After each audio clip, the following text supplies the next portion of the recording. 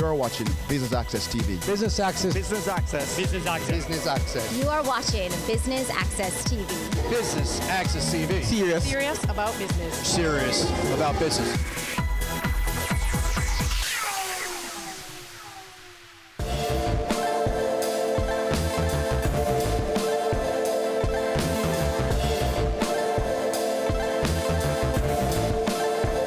Massey United Insurance is one of the Caribbean's leading insurance companies. Business Access TV is here to bring you the launch of the company's latest venture in Jamaica, and earlier we caught up with some of the stakeholders involved in this venture. Take a look.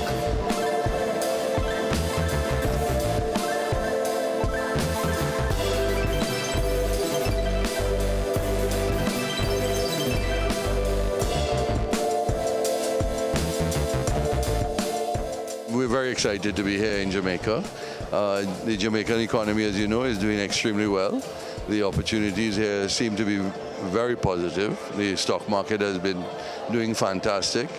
Many years ago, I spent quite a bit of time in Jamaica back in the old FinSac days. So I've seen the hard times here. I've been here when things were tough. I used to work at Barbados Mutual, which became Sagicor, and ended up owning Life of Jamaica and things of that nature. So we've seen the Jamaican economy at a different time. This time we're seeing it, I think, in a whole new light. And we see it as a real opportunity. Massey Group has quite a bit of businesses here. We have the Massey Gas Products, Massey Technologies are here, Massey Distribution.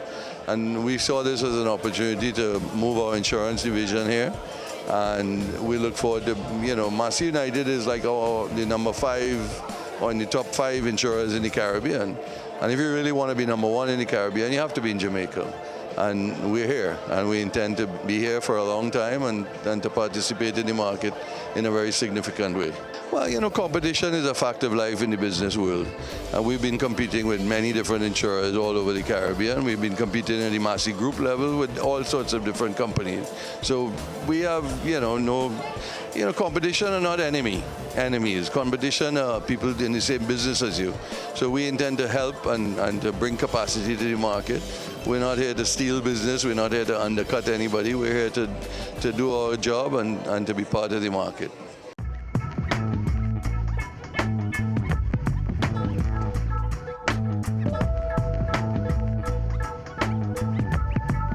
So I'm Randy Graham. I'm the CEO of Massey United. And let me start by saying we're very happy to be in lovely Jamaica. I mean, we've been trying to get into Jamaica for a long time, and we're happy to be here. Massey United operates in 19 territories now. Jamaica may be the last one that we go into for a while. And we have these operations set up across the Caribbean. My office is based, the head office is in Barbados, but we have offices, as I said, set up in many of the other territories in which we operate. So our team moves around to make sure that we give everybody, due coverage, and we're looking forward to spending some time in Jamaica. The company is actually about 130 years old. I mean, we are an old insurance company. As United, we are about 40 years old. Started a lot of our work in Barbados. So Barbados, we are a major market player in Barbados. We are part of the Massey Group, so we now become a major market player in Trinidad. So those are probably our 2 biggest territories. We are also a pretty big player in Curacao, and we are a big player in St. Lucia and Antigua. So, I mean, if I had top 5 or 6 countries, those would be our big countries. Since we started to branch out, we haven't really been trying to get more than 10% of the market share in any one territory. So the newer territories, we have smaller market shares in those territories by design. So again, in Jamaica, we're happy to be in Jamaica, but we're probably not going to be looking to be very aggressive to go past a big market share, because that's just our natural strategy now, to have smaller market shares in many territories across the region.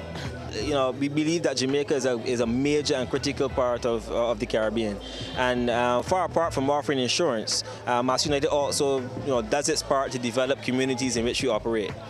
We've seen Jamaica go through its ups, its downs. It's on a good path now. Development is occurring in the right way in Jamaica, and we want to come and be a part of that. So we're going to help the community. We're going to do what we can to help the country in any way that we can, and we are excited to get into Jamaica.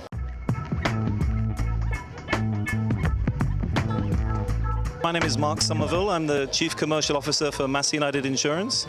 I am based in Antigua.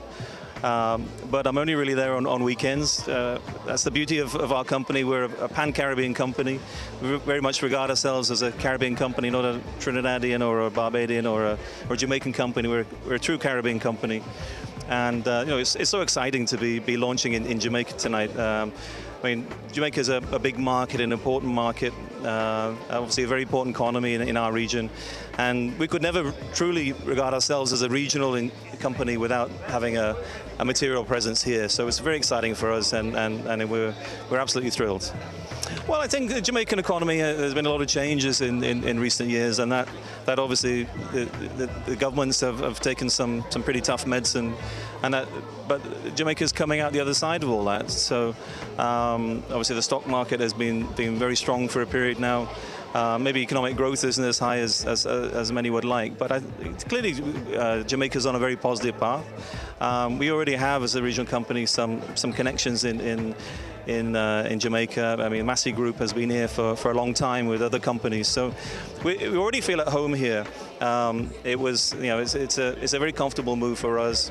We have many friends here already, so we're really excited, and we're here for the long term, and very much looking forward to it.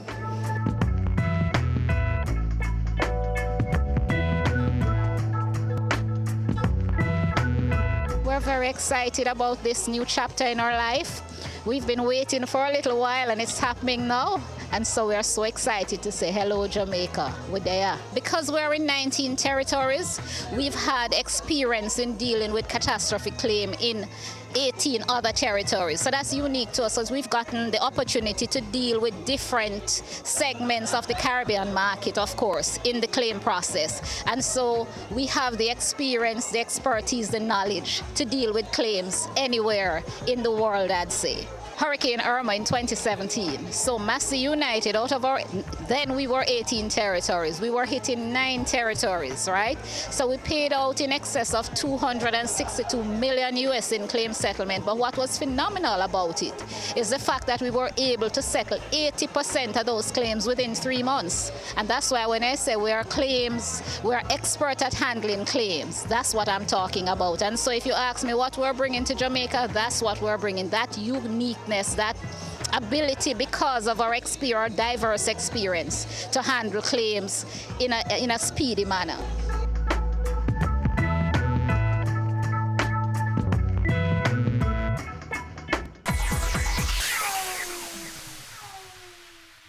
Your business matters. Business Access TV offers you the most innovative and effective advertising solution for your business, specializing in B2B sales, cost-effective solutions, the customers you want, the repetition you need. No matter the size and nature of your company, your business matters. Call us at 876-618-2870 or email us at sales@batvja.com.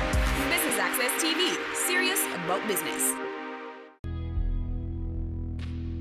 All human life is precious. Respect life. No more senseless killings. No more.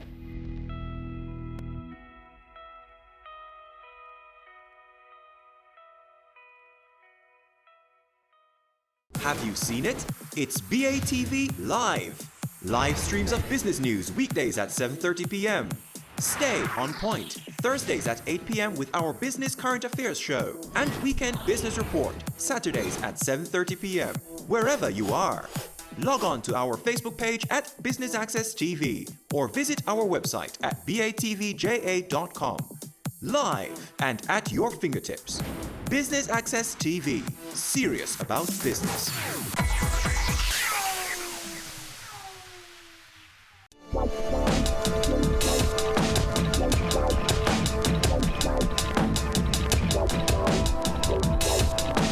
As Minister of Finance, I like competition. I want competition in every sector, because competition means that customers get the best prices, they get the best terms. And when customers get the best prices and the best terms in every industry, it means that resources are efficiently allocated.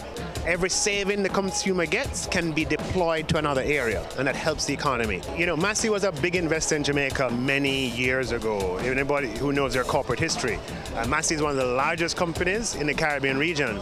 That they've chosen this time to step up their investment in Jamaica speaks to the fact that, you know, Jamaica is moving in the right direction. All of our variables are aligned and they can see the opportunity. You know, an insurance company has a disproportionate benefit from economic growth, because economic growth means that persons have more assets that they need to insure. People are buying homes, buying houses, and so forth. And they smell the opportunity. They're smart investors. There's a reason why they're one of the largest companies in the region. And I think them coming to Jamaica and launching operations at this time is an endorsement for Jamaica and for its economy and economic direction.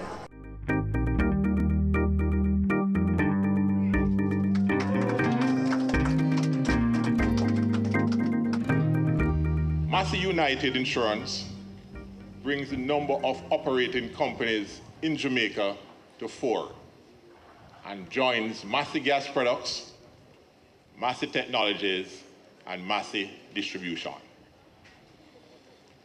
We have waited long for this occasion.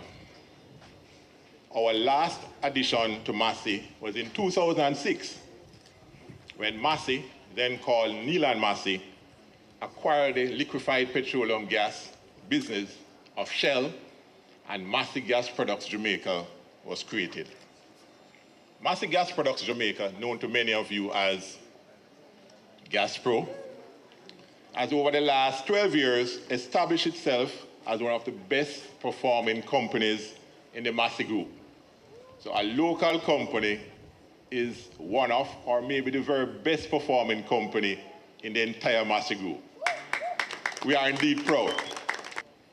In 2018, our revenue was $1.9 billion US. We operate in 12 countries and have over 12,000 team members. While size and scale are important, we are more proud of who we are. We are the Massey Group.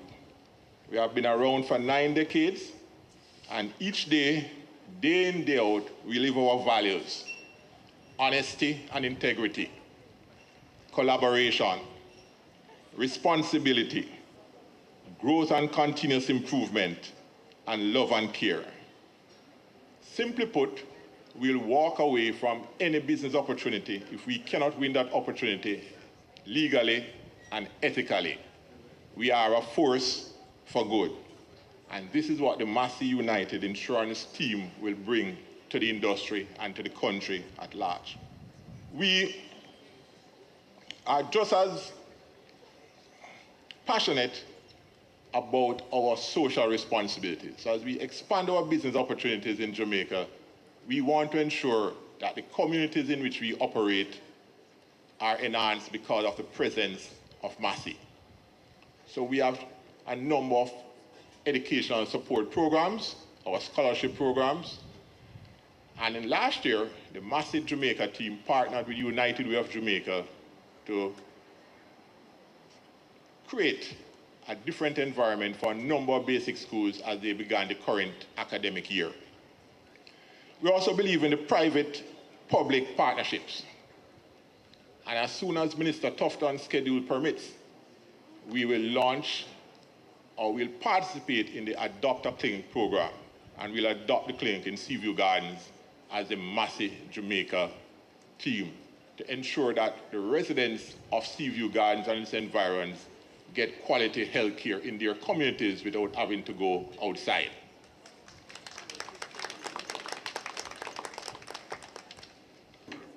Our company, by any measure you choose, is among the top 5 regional property and casualty companies in the Caribbean. And we know, to be number 1, we have to be in Jamaica. You can't be number 1 without being here. And that may be why we're here. For more than 40 years, we have been providing insurance coverage through a combination of branch operations and dedicated agencies across the region. Many organizations and individuals depend on us to protect their assets that they've worked very hard for. In a region plagued by disasters, particularly hurricanes, our diversification is a strength we pride ourselves on being able to provide and on which customers can rely. What you may not know about Massey United is that we have probably been the most tested general insurance company in the Caribbean. Over the years, we have responded to numerous natural catastrophes and are proud of our strong reputation for customer service and responsiveness to our customers when it really matters. Massey United Insurance has maintained strategic relationships over the years with some of the most reputable reinsurers in the world. Our comprehensive reinsurance program with A-rated reinsurers only is a key contributor to our exceptional claims payment history, which continues to distinguish us from our competitors and help us retain market share in key areas.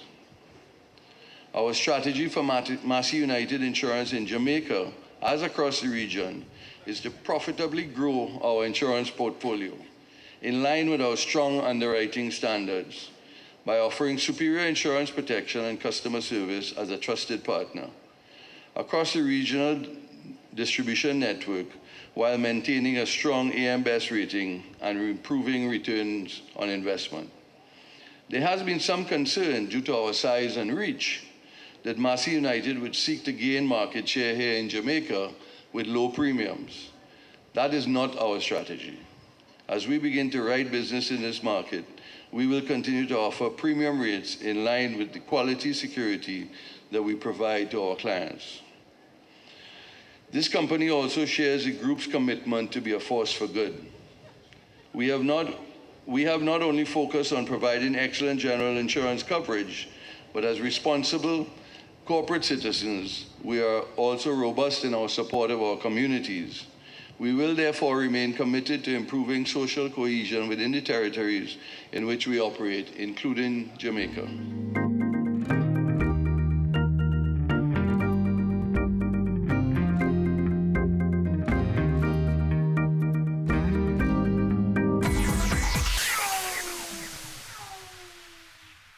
Business current affairs you can relate to. Frank, credible discussion. On Point with Kalila Reynolds and Dennis Chung. Dissecting the issues, offering solutions to Jamaica's challenges. On Point, Thursdays at 8 p.m. on Business Access TV.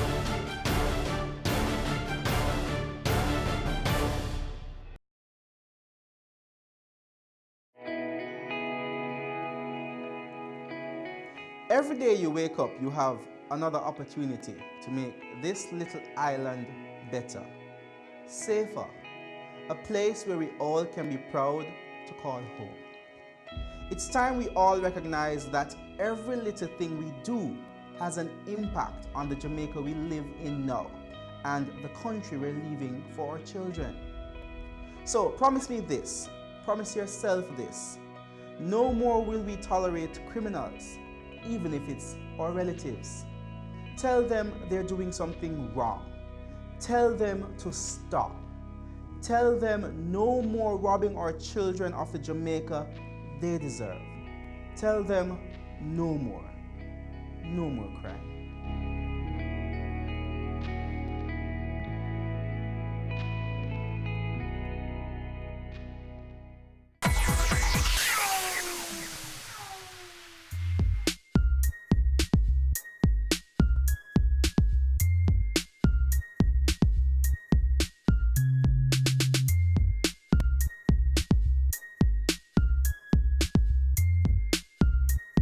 We have the longest stretch of quarterly economic growth since we started measuring growth on a quarterly basis, 15 consecutive quarters.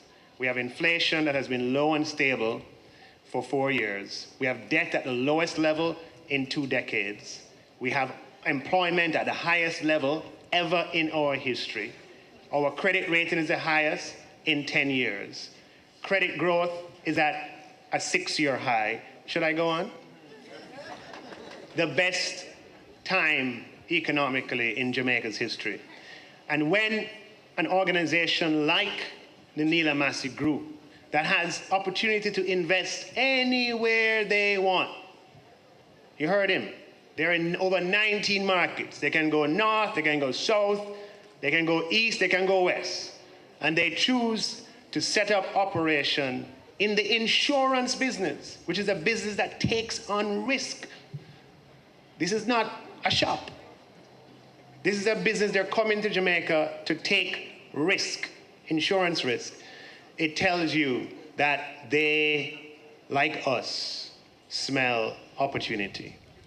And it is my job to welcome them to Jamaica. Please give them a round of applause. Now, on the topic of insurance, financial services in general, the key component that we introduced to be effective April 1st is going to make financial services much more competitive in Jamaica, because the cost of switching is going to disappear. So if interest rate reductions are not passed through to the customer has the opportunity to change institutions, because the cost of doing so has been, what word should I use? Not reduced is too gentle a word. Has been demolished, has been eroded, because those costs were significantly costs imposed by the government. Now, this is important, and the entry of United Insurance to Jamaica is important in the same vein, that competition is good for Jamaica. We want a Jamaica where there is competition. We want competition in every sector. Massey United is in the business of insurance, and in general insurance, all kinds of liabilities, marine liability, cargo liability, aviation liability. I think I'm doing a sell job for them. And of course, insuring property against fire and flood and natural disaster. Again, they have chosen the best possible time to come, because they're coming at a time when the housing starts in Jamaica are at record levels. Just to use NHT statistics. Yeah, please go ahead. That's not something to kid around with. NHT, which is a public sector provider of housing and housing solutions, is programmed to do 8,640 housing starts in the upcoming financial year. Not just to dimension it so you understand the significance of that. In the 4 years, 2012, 2013, 14, and 15 combined, it was 6,000 and change. So when you're talking about doing 8,000 in 1 year, that is the degree of acceleration that is underway. And similar things are happening in the private sector. So the opportunity for companies like Massey United is that with the housing stock being increased and the supply of housing being increased and the ability of persons to afford housing being increased by virtue of the fact that the transaction taxes that were once associated with owning a home, it is going to be massive opportunity for everybody connected with that industry. It's easy to underestimate the aspirations of the Jamaican people.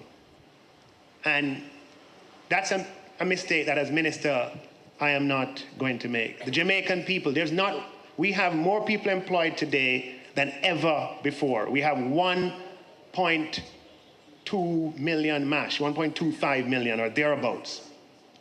Every single one of those employed persons want to buy their own home at some point. Whether they are a janitor, or they're a security guard, whether they're a painter or a carpenter, a mason or an ancillary worker, or a police officer, a nurse or a teacher, they want to own their own home. For far too long, we have put artificial barriers in front of people in the form of high transaction taxes. And by reducing those, we bring that possibility home to the Jamaican people like never before, which creates opportunity for everyone, including those who are in the insurance business.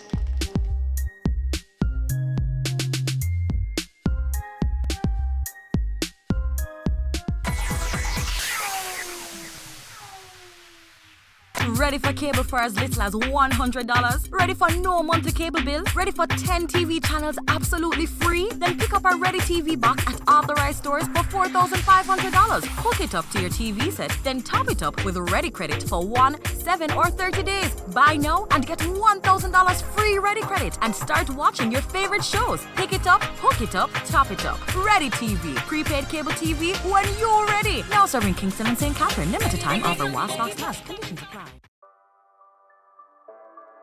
Sundays at 4:30 p.m. It's all about Home Sweet Home. Get your half-hour dose of the business of real estate, from laws and concepts to reality, building, buying, or renting. Or what about trends in decor or renovations? Home Sweet Home will keep you up to date.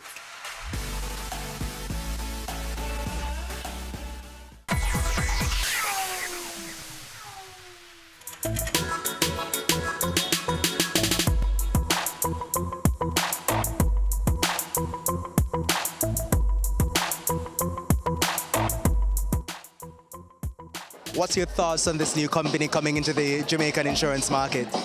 We welcome it. There are only 9 players as we have it now. So we welcome the new addition. We are happy to have the competition. The thing with Jamaica is that we have too many monopolies, I think. And I feel that the clients will be happy for an opportunity to have more of an option of where they can go. Whether it's through a broker or through it's direct with the company, it's always a good thing. Massey, we've been hearing about it for a long time. We've been anticipating them coming to Jamaica, and we're very excited at Billy Craig to welcome them to the insurance group, and we're happy to have them as a partner. Since they've actually started, which they started early in January, Billy Craig has already started doing business with them, and our clients are excited to have them as well. What are some of the new things they probably bring to the table that was not in the Jamaican market that you think is exciting for consumers? Well, each company has their own way of doing business, and Massey brings their way of doing business as well. The people they have are incredible. Winsome has been a partner for us from before, and having her as a Massey team member, I think is a perfect choice. How do you think consumers are reacting so far with this new company in the market? Interested to ask a question. When they came to Jamaica, one of our largest customers in Montego Bay, they actually came and visited with them, did a site visit. The head of Massey came down here, Winsome was with him, and the client had a wonderful interaction. So I would say that they're primed to do business in Jamaica. I do believe that it's a great move by Massey coming into Jamaica. What it does, it kind of creates competition for the market that we have and will allow us to actually get better rates. How do you think consumers will feel about this new company coming into the market? Well, I think consumers are going to always want new options and look at new options. I think options are always good for consumers. And I think, as the minister said as well, more options, more possibilities, and more improvement. The Jamaican market is quite competitive.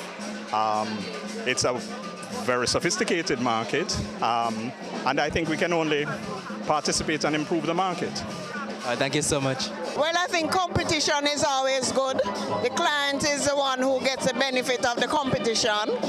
But separate and apart from that, we work together as an industry and we try to solve industry problems. So it's always good to have another company enter in the market so that the consumer can win.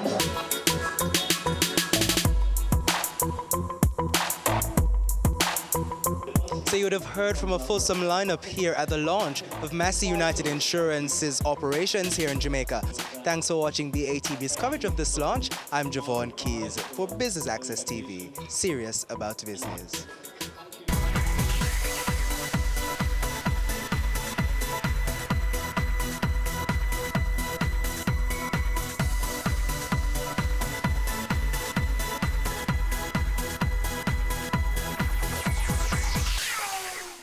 Business matters. Business Access TV offers you the most innovative and effective advertising solution for your business, specializing in B2B sales, cost-effective solutions, the customers you want, the repetition you need. No matter the size and nature of your company, your business matters. Call us at 876-618-2870 or email us at sales@batvja.com. Business Access TV, serious about business.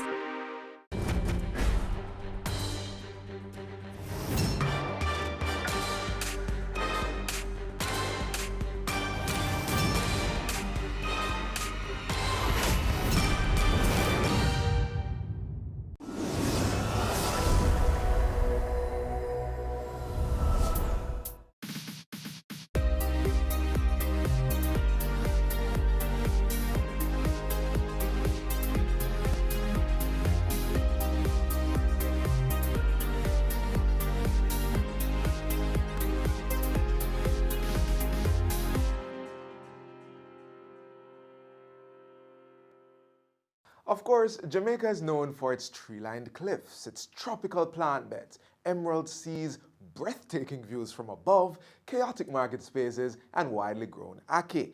But Jamaica is also known for banana.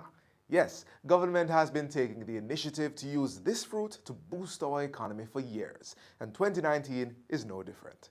Today we'll share with you some of the plans for enhancing the production and the export of banana.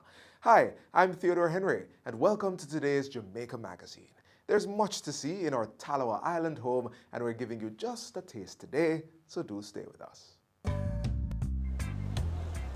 I love waking up every day in this country. This is where I was born and raised. I have such a passion for my country, and for me, this is home. In Jamaica, lots of people, they look at just like beach, sea, sand, but our mountains are something to behold. It's majestic up there, and it's a different type of peace. It's a different type of lifestyle completely.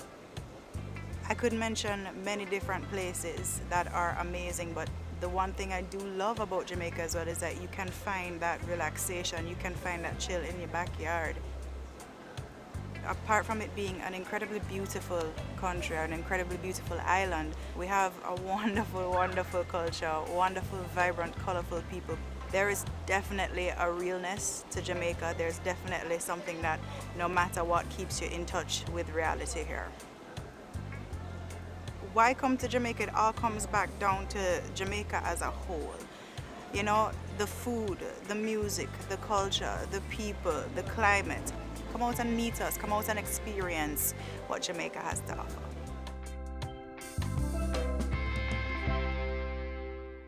Jamaica 57 is here, and as you'd expect, there are a host of activities for everyone to enjoy.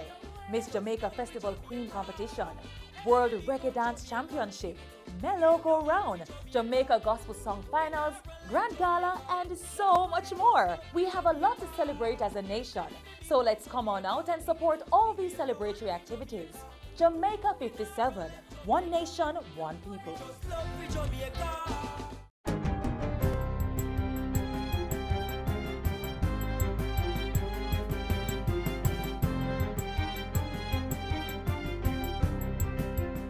Good day, I'm Stephen McHugh, and this is your JIS News for Wednesday, July 31. Jamaica is to receive a grant funding of 180 million RMB, or approximately 3.5 million Jamaican dollars from China to assist with border security and airport operations. The partnership will be carried out under the Agreement on Economic and Technical Cooperation, which was signed on Tuesday by both countries. Foreign Affairs and Foreign Trade Minister Senator Kamina Johnson-Smith says CAT scan machines will be purchased and installed at the island's airports. This will achieve or help to achieve the overall goal of increasing passenger and cargo traffic at our international airports by some 50%, while reducing the risk from luggage traveling through the airport by 90%. Importantly, these scanners will ensure that we maintain international security standards, reducing the risk of non-detection of contraband and, of course, counter tax avoidance. Our cooperation will bring more fruitful outcome and benefiting the two peoples. The grant support will also facilitate the completion of the Foreign Affairs Ministry's new headquarters in downtown Kingston. 3 major energy efficiency intervention projects totaling $136 million have been completed at the Ministry of Education, Youth and Information's head office in Kingston. The project, which started in 2015, included the retrofitting of the 3 remaining floors on Building 1 and all of Building 2. The annex building was also upgraded and now boasts a 173-ton energy-efficient air conditioning system.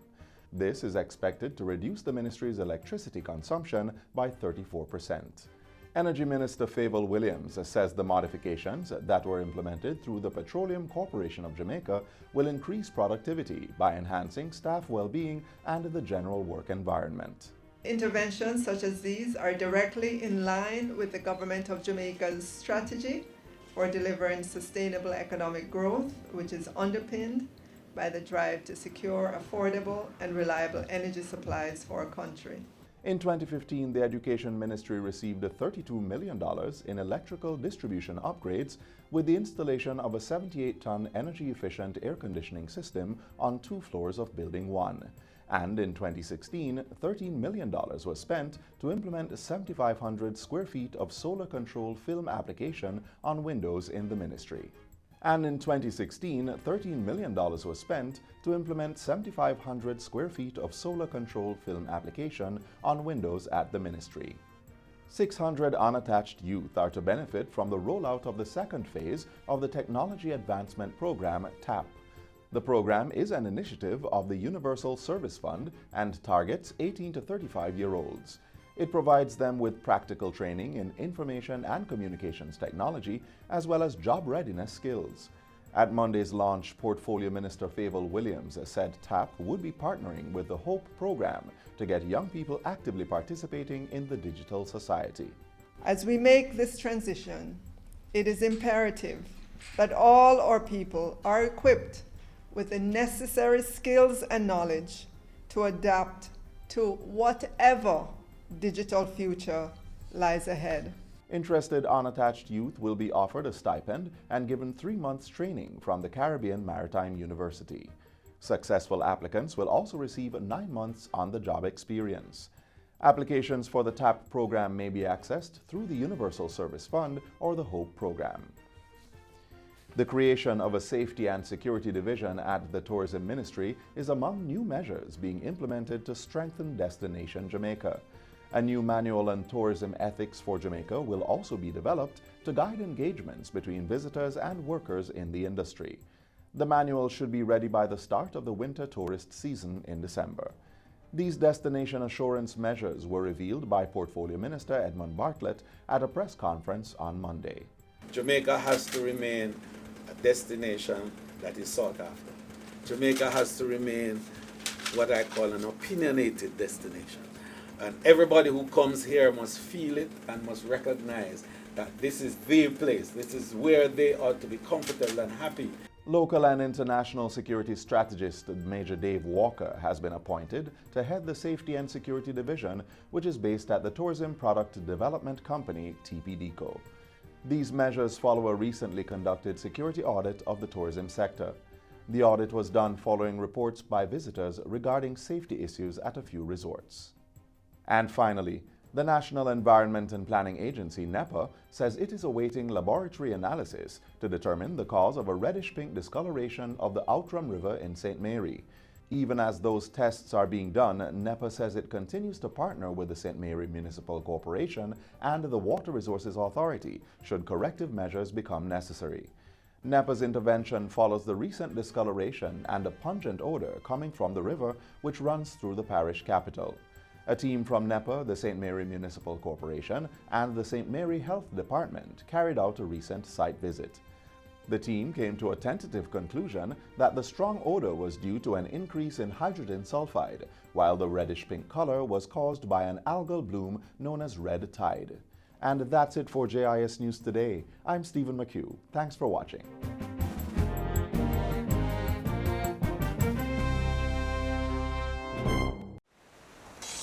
Let's get a little breeze on this land. All right. Now let's get some bounce in the rhythm. All right. Let's get some fire on our hearts. Now that is what we call all right. Run, come, get some Jamaica. Banana has long been a staple in many Jamaican homes and has also been traveling overseas to international ports, but not without some challenges. Today we look at the history of banana production in the country and our government's efforts to revitalize the industry.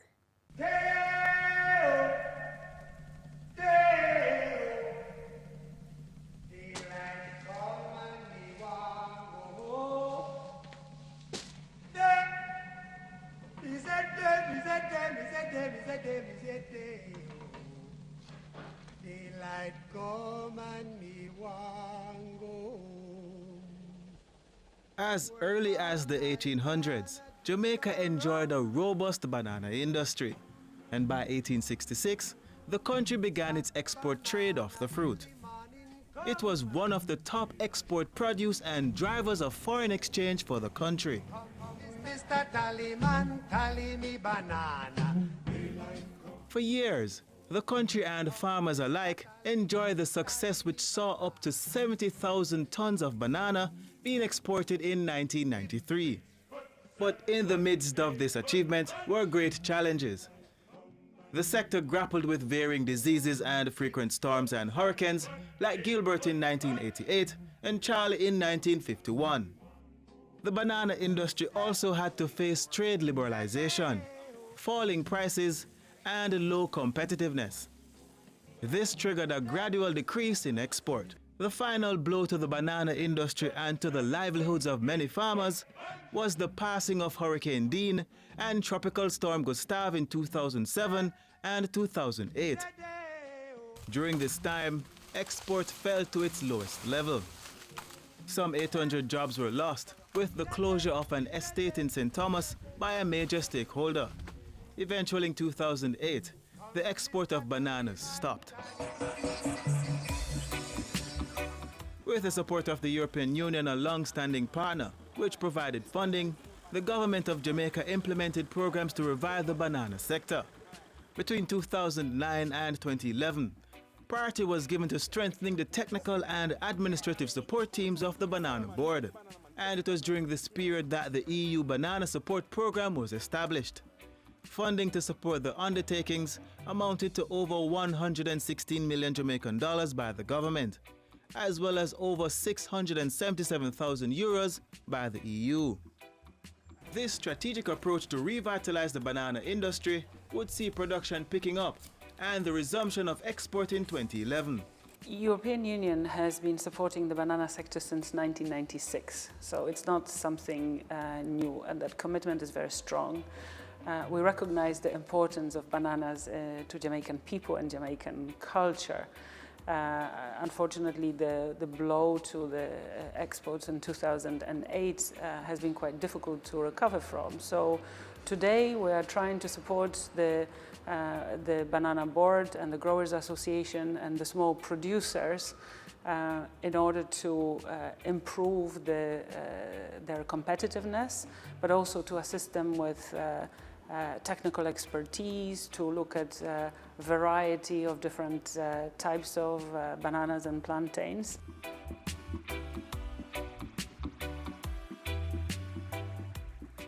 Over the years, the help is more than about 40 billion Jamaican dollars. We have benefited tremendously as recovery from risk management, from hurricanes.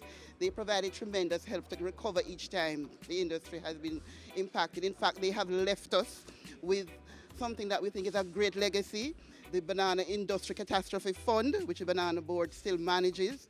If a farmer contributes to that program, in a year when there's a disaster, he is helped with his input supply to get back on his feet. The revitalization of the industry saw the implementation of the Jamaica Banana Accompanying Measures, JBAM program in 2012.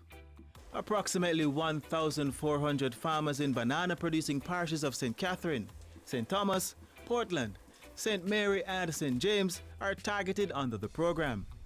They are introduced to new varieties of the crop, notably the Fia. This type gives 30 to 50% more yield and is good for cooking and producing chips. As with the focal point with all Jamaica's international development partners, the PIOJ works with the Rural Agricultural Development Authority, RADA, to ensure that the funds provided by the EU support the country's long-term development goals. What that means is that RADA now provides that technical support. It provides administrative support to the program to ensure that the funds received from the EU are actually spent on time, effectively, and actually do what they are actually designated to be doing. And so far, the project has actually achieved a lot on the ground. Among the outcomes of the Jamaica Banana Accompanying Measures program are improvements to the Banana Board's laboratories. The research and development labs were outfitted with the latest equipment to carry out testing on disease samples and develop pesticides. The Banana Board is now able to produce a variety of plantlets from their new tissue culture biofactory. the European Union has provided us with a tissue culture biofactory. We don't call it a tissue culture lab, it's a biofactory. So in the future, we can provide our own seedlings in much greater quantities in the shortest possible time.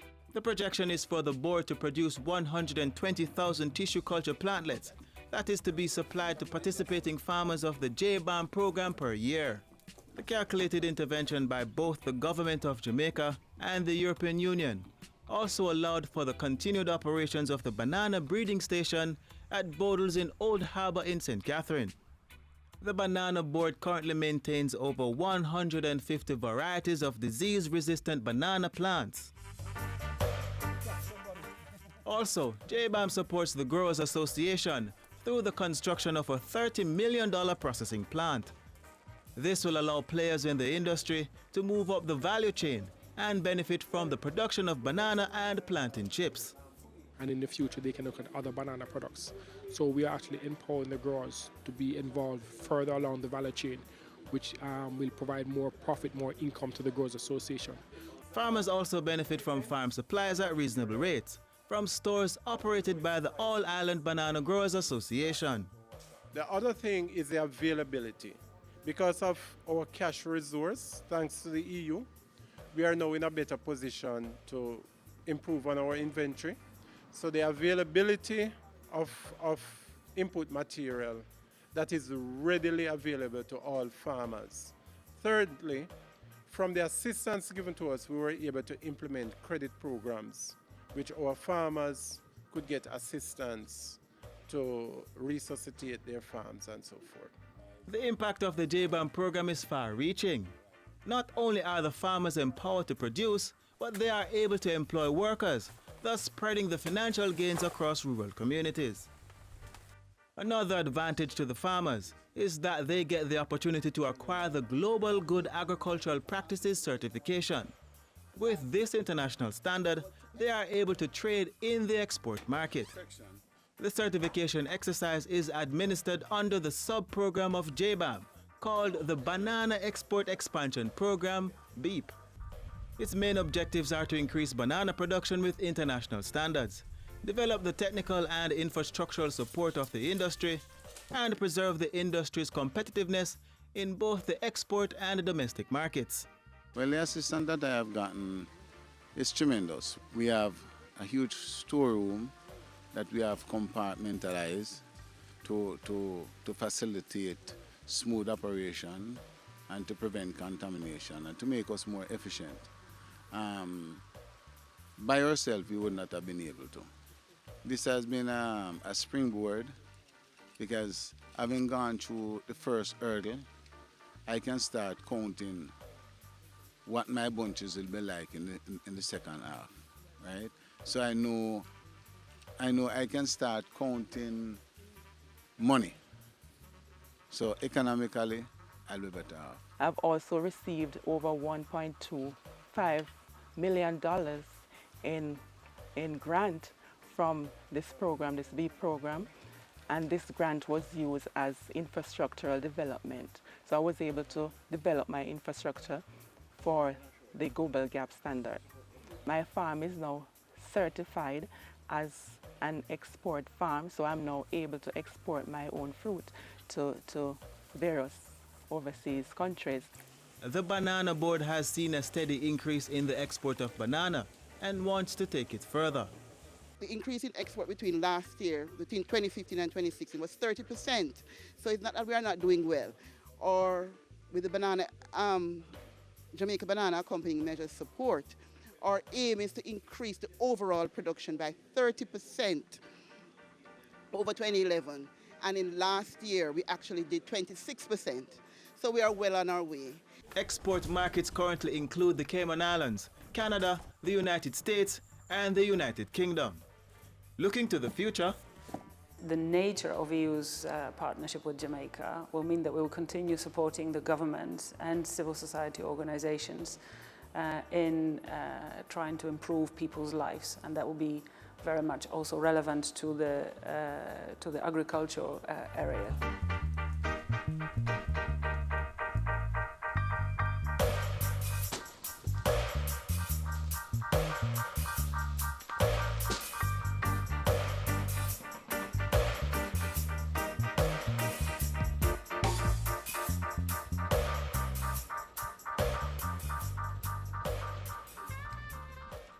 Protect Jamaica, plant your grass. Help us become more resilient to climate change impacts. Protect Jamaica, plant a tree. It improves the island's national biodiversity. Trees may be fruit, ornamental, or timber, but must be native or suitable to the area's natural landscape.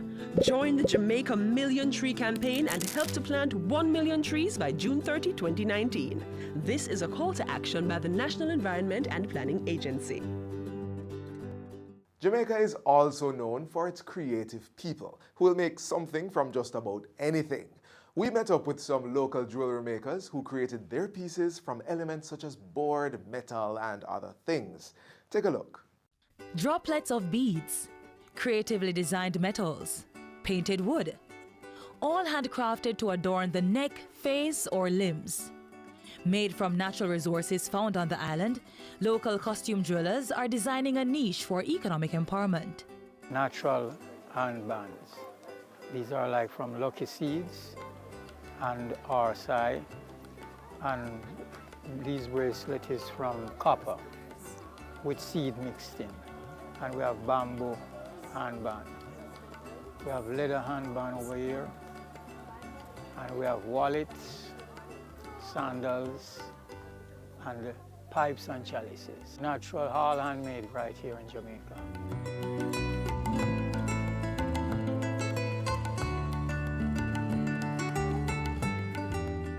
I'm doing this business for over 40 years now.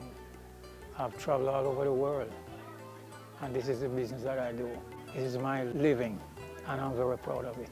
I was working at the post office for 18 years, but in the 18 years at the post office, I learned this trade.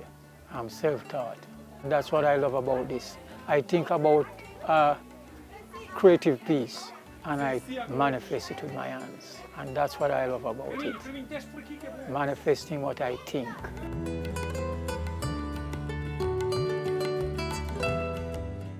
So we have two lines here.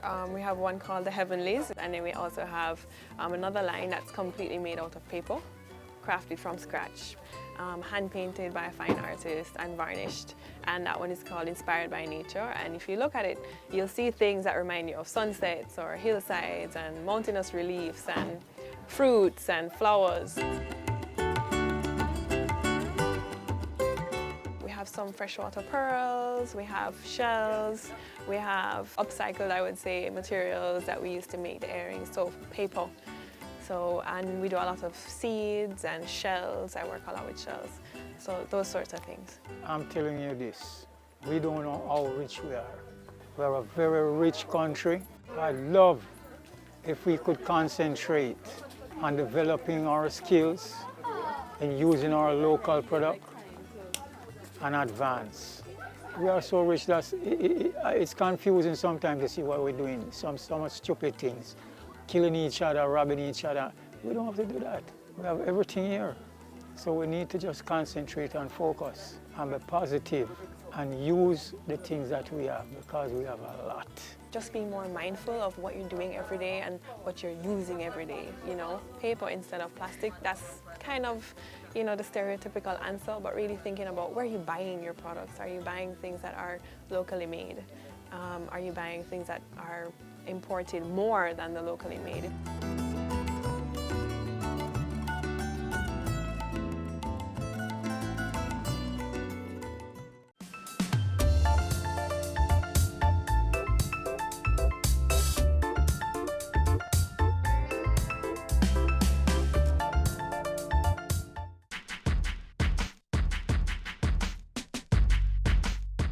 Jamaica is a unique island with so many stories to tell, and here are just a few.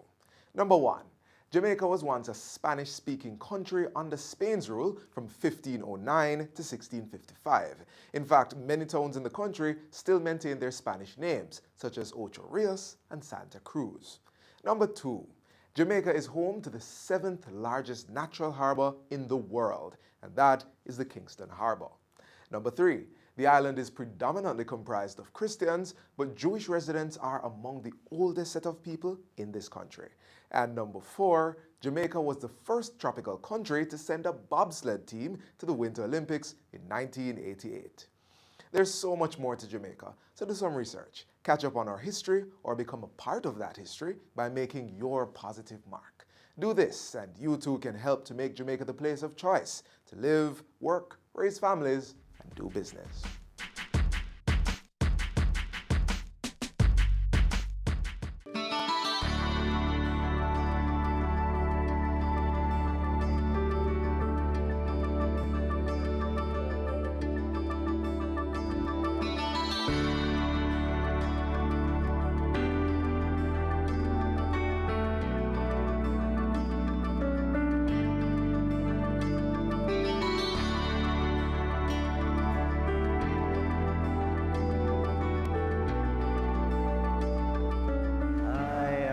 Skilled person. So I love to explore and I love to pull and fix. I'm curious about life and what it's worth.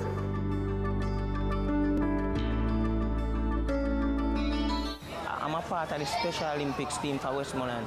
I'm also a Special Olympian. I'm proud to be one. I have a lot of medals, but the bad thing about it is not a lot of gold, but it's medals. As the first race I won, I came dead last. A guy run left me.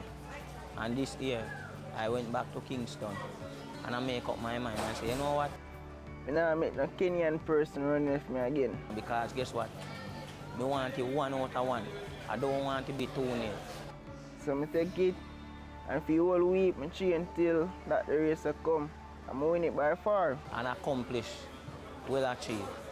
The experience was nice. I learned some new things. And every time I can take shortcut in our work. Thank you for the National Youth Service. I think God put it on this earth really for people with disability. It is a great program, a wonderful program. It helped me to realize a lot of things in this world. So I can think about other things and go at them. Not just sit at home and playing games, watching TV, because I know that won't help me. We have been privileged to go through this experience with all of these young persons. It has been both a learning experience for us, the staff at the NYS, as well as the young persons. We saw the young persons developing their own personal and professional skills. If you or someone you know has an intellectual disability, you can refer them to the National Youth Service, where our program fully caters to their personal and professional needs, where we will be sure to assist them in transitioning into the world of work. The National Youth Service, empowering Jamaica's young people.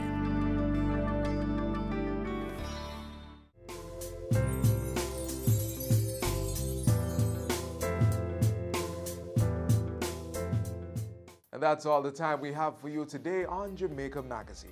But if you missed anything, you can watch it all again on our website or our YouTube channel. And you can also keep up with the JIS team on our Facebook, Instagram, or Twitter pages. On behalf of the entire production team, I'm Theodore Henry. Take care.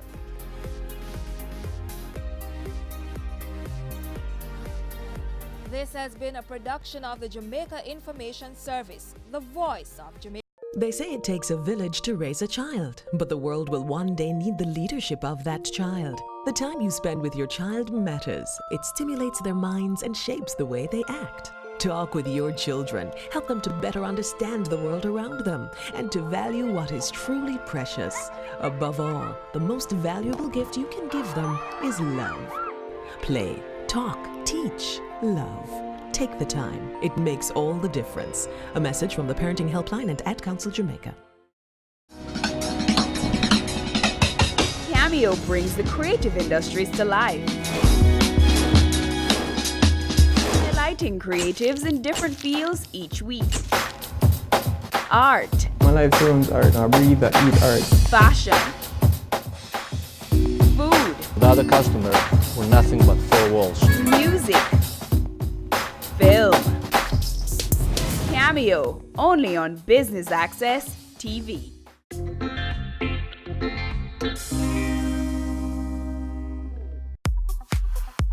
Swimming with the dolphins has long been considered a must-do activity on most persons' bucket list. This week on Chill Spot, we get to check that off ours as we visit Dolphin Cove, a chill spot that Sloan Jackson, general manager of Silver Star Motors, always wanted to experience. They have a wide variety of nature-based activities, so don't go anywhere. Lots of fun and adventure coming right up.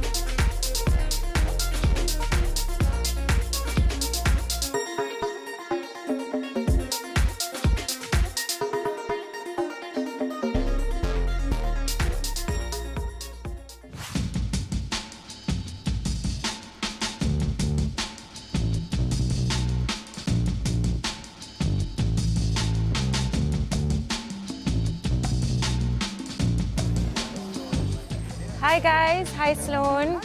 Good to see you. Good to see you. This must be your lovely wife. This is John. And hi. You are? Alexi. Hi Alexi. Nice to meet you. From Dolphin Cove, I can see. So what are you guys most looking forward to today? Everything. Everything really. I mean, I'd love to see the dolphins, but I'm also looking forward to the sharks. It's nice to see that. I've never seen a shark attraction in Jamaica. I didn't even know Dolphin Cove had shark attractions. Oh yeah. Anything to do with marine animals, we're the place to come. Yes. We're the largest marine park in the Caribbean. Wow. And of course, we're Jamaica's #1 attraction. So why did you choose Dolphin Cove as your chill spot? Well, I've never been, and it's more what I like to do on a weekend. It's more what I like to do. It's all nature, and it's a good mix of terrestrial and marine. So it's a nice thing to see the whole thing, and I'd love to experience it for the first time. And what about you? Why Dolphin Cove? I've been here before and I enjoyed it. I came with my family when I was younger. We never got a chance to do with the dolphins, so today you're gonna do it. Swim with the dolphins today. It's gonna be amazing. Fantastic. So Alexi, tell us about Dolphin Cove. How long have you guys been around? First of all, let me welcome you all to Dolphin thank you. Cove. It's great to have you here. Dolphin Cove has been around for 13 years. It's the brainchild of Mr. and Mrs. Burroughs, and this used to be their vacation house. As a matter of fact, we're standing on their patio right now. And they used to sip tea and watch the cruise ships come in and wonder how they'd make some money out of this fabulous property. Location. So they went to the Keys and just passing a dolphin facility in Key West and just decided to give it a check, They wanted to go in, but they said they were full for 3 days. And so a light bulb went off, and 4 years later, they opened here. And what attractions do you have here? First of all, we're the #1 marine attraction in the Caribbean. Right? Wow. We're the only place in Jamaica where you can swim with the dolphins, interact with stingrays, or interact with sharks as well. Sharks too? Yeah, we have a great shark program where you can swim, hold, and feed a shark. You can put a shark on your lap and pet him like a cat. I think I'll stick to the dolphins. Just as fun. Don't know about the shark thing just yet. As fun. Just as fun. And how do you guys differentiate yourself from other attractions in the area? Well, as I said, nobody in Jamaica offers this. We think we have one of the best things to do. And what about other locations? Is this the only location that you have in Jamaica? Right now we have 3 locations in Jamaica. We have Dolphin Cove Ocho Rios, we have Dolphin Cove Negril, and we also have an exclusive Dolphin Cove for Half Moon Hotel.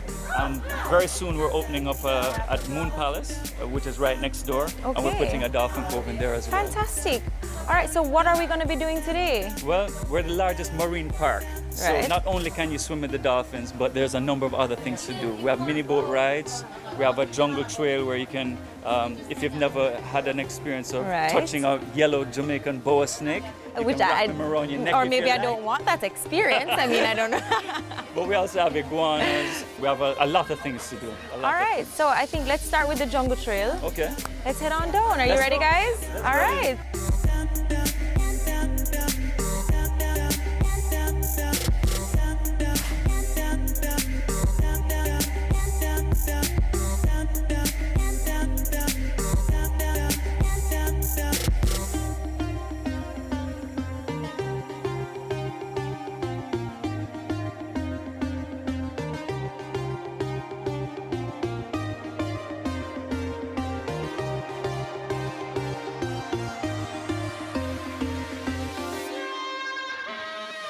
Coming up.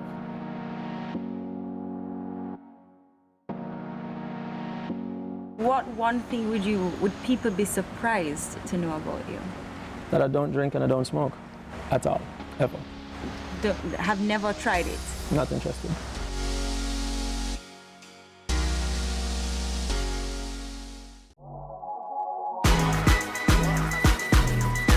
The Good Life, your trusted source for useful health and wellness information, lifestyle tips for the mind, body, and soul.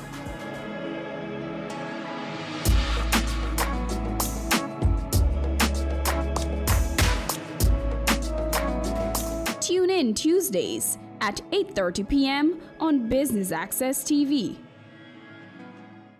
They say it takes a village to raise a child, but the world will one day need the leadership of that child. The time you spend with your child matters. It stimulates their minds and shapes the way they act. Talk with your children. Help them to better understand the world around them and to value what is truly precious. Above all, the most valuable gift you can give them is love. Play, talk, teach, love. Take the time. It makes all the difference. A message from the Parenting Helpline and Ad Council Jamaica.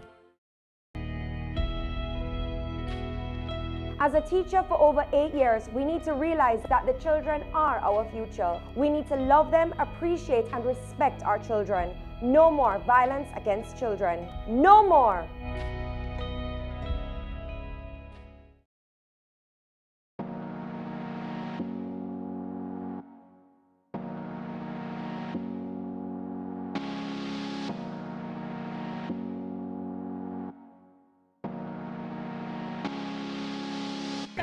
Hey, bro. Hey, guys. There you go. Click, click. Click, click, click.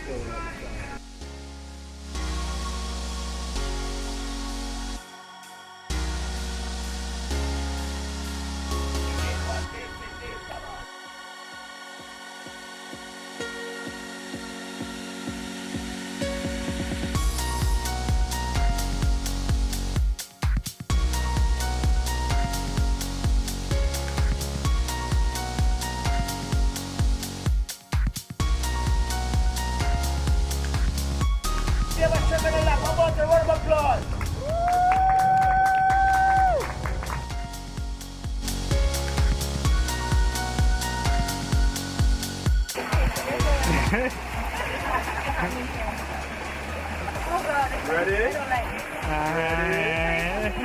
Set, go! Lean down!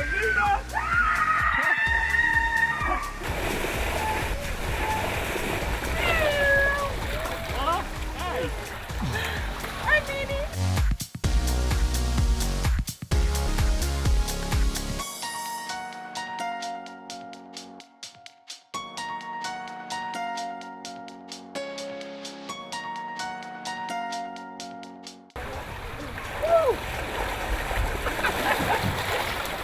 Oh man, that is something else.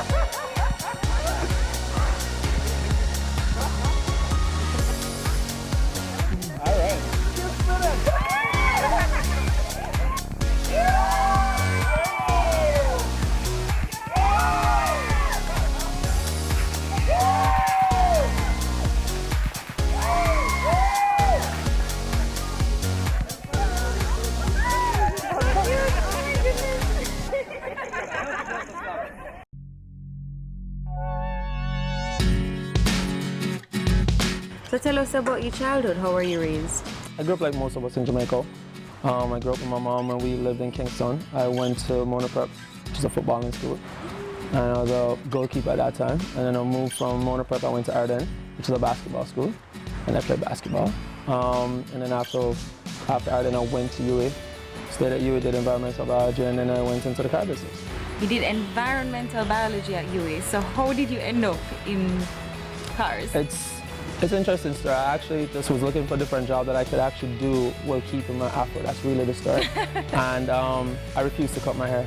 And the only job that actually would hire me at the time was the car business. And I wanted to do a job that would allow me to do research. It would help me fund my research so I could go out into the bush and spend the rest of my time in the bush. And car business allowed the freedom. So I stuck with the car business, and over time it has grown from just something I would do to something very serious, really, really serious. Okay, so let's talk a little bit about your personal life now. You're married. Yes. How long have you been married? 5 years, going on 6. 5 years going on 6? Yes.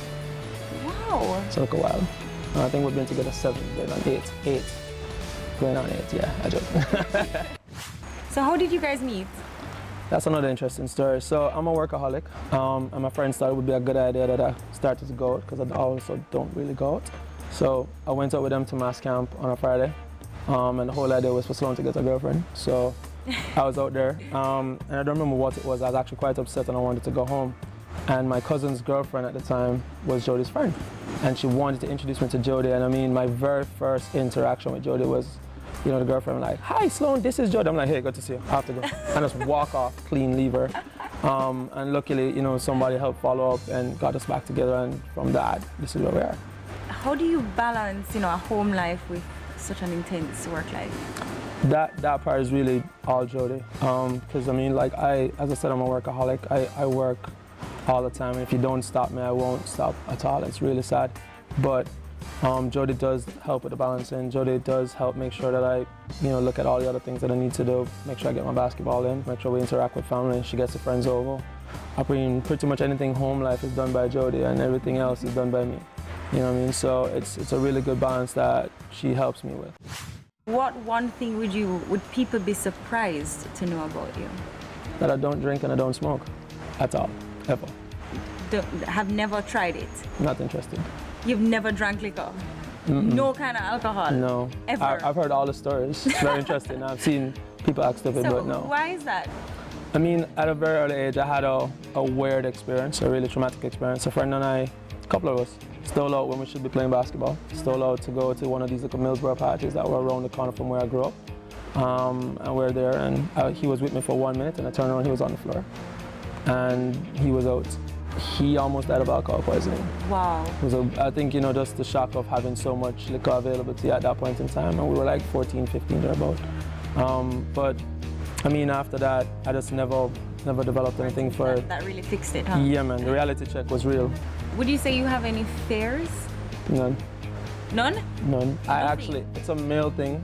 When I was younger, you weren't allowed to have any fears that anybody could know about. And my friends knew everything about me, so over time you just learn not to have any of these fears. So whether you're afraid of the dark, afraid of heights, anything else, I've just had to overcome it. What because about not selling any cars in a month? That fear is a different fear. It's not so much a fear, it's like failing. It's like not winning. If you don't win, it's just not an option.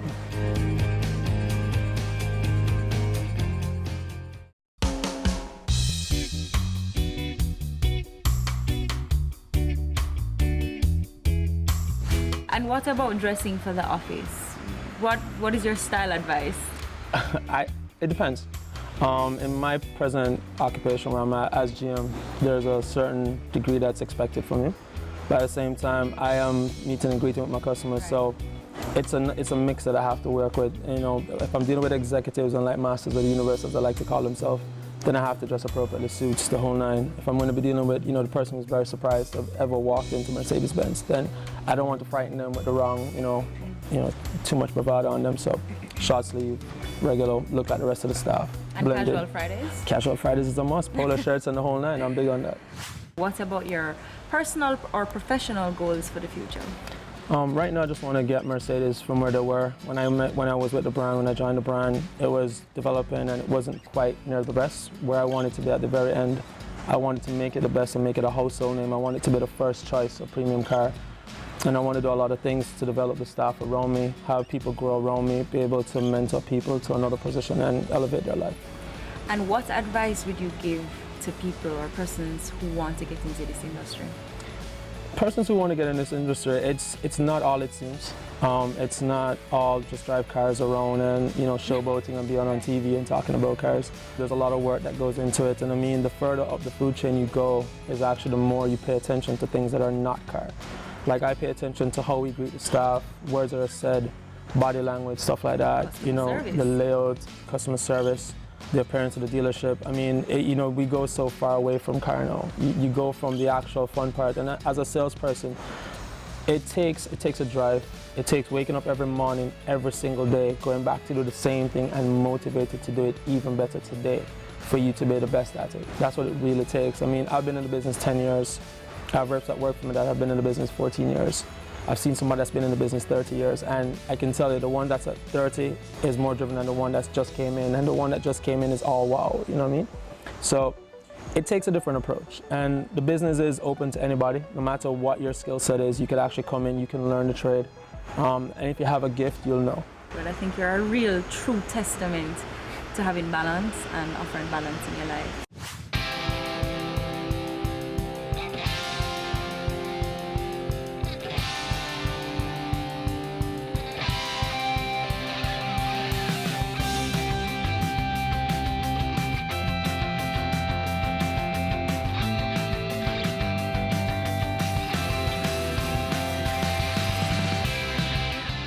Coming up,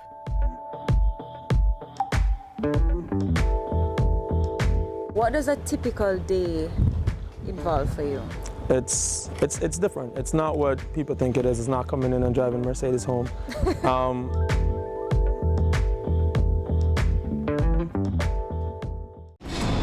We are back with another exciting, innovative, and inspiring season. It takes a lot of stick-to-itiveness, being consistent and persistent in whatever you're doing. That's the bottom line. Business exists to add value to people's lives. And if we're not doing that, might as well we back down the store and just call it a day. It's a season 3 of Creating Wealth, Mondays at 8 p.m. on Business Access TV. Career Moves has always explored interesting careers, highlighting all you may not have known about them. This season is no different. Coming back to Jamaica, everyone's like, Fizzy what? Fizzy who? When you find a bright boy or girl in the class and people say, what are you going to be? The parents say, you have to go be a doctor, you have to go be a lawyer. Nobody says you have to go be a politician. Let me see your hands! Tune in Tuesdays at 8 p.m. on Business Access TV. Your business matters. Business Access TV offers you the most innovative and effective advertising solution for your business, specializing in B2B sales, cost-effective solutions, the customers you want, the repetition you need. No matter the size and nature of your company, your business matters. Call us at 876-618-2870 or email us at sales@batvja.com. Business Access TV, serious about business.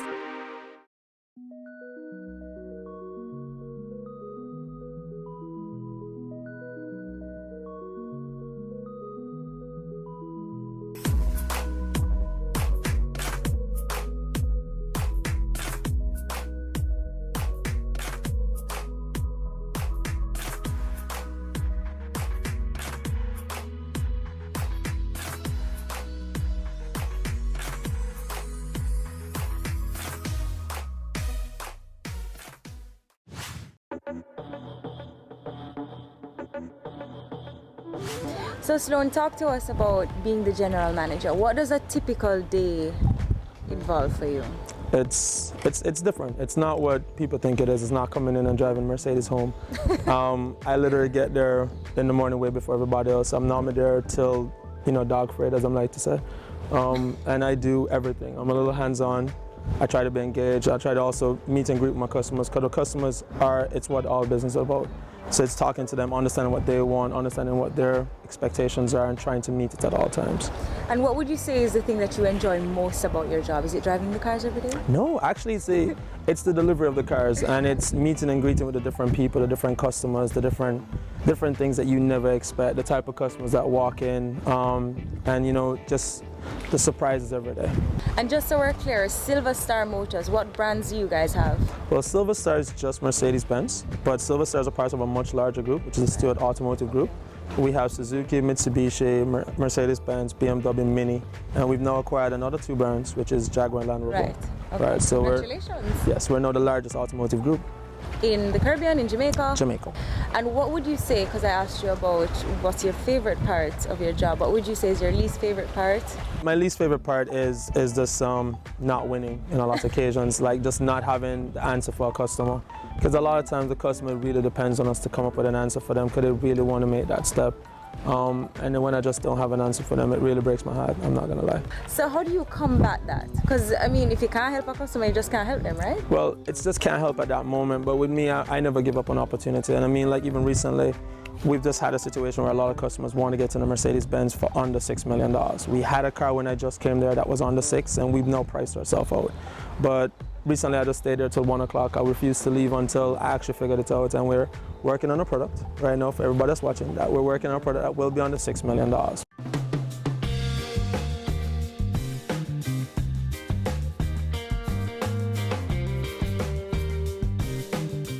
how long have you been in this industry? And how long have you been at Silver Star?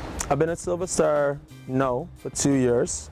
I actually started Silver Star a long time ago as well, but overall I've been in the industry over 10 years. And what would you say is your secret to success? My secret to success is very simple. It's wanting to do the things that you normally don't want to do. And it's having a passion to do it. And I mean, you're paying attention to little details and just the drive to get up in the morning to do it. That's what it needs. What drives you to be successful?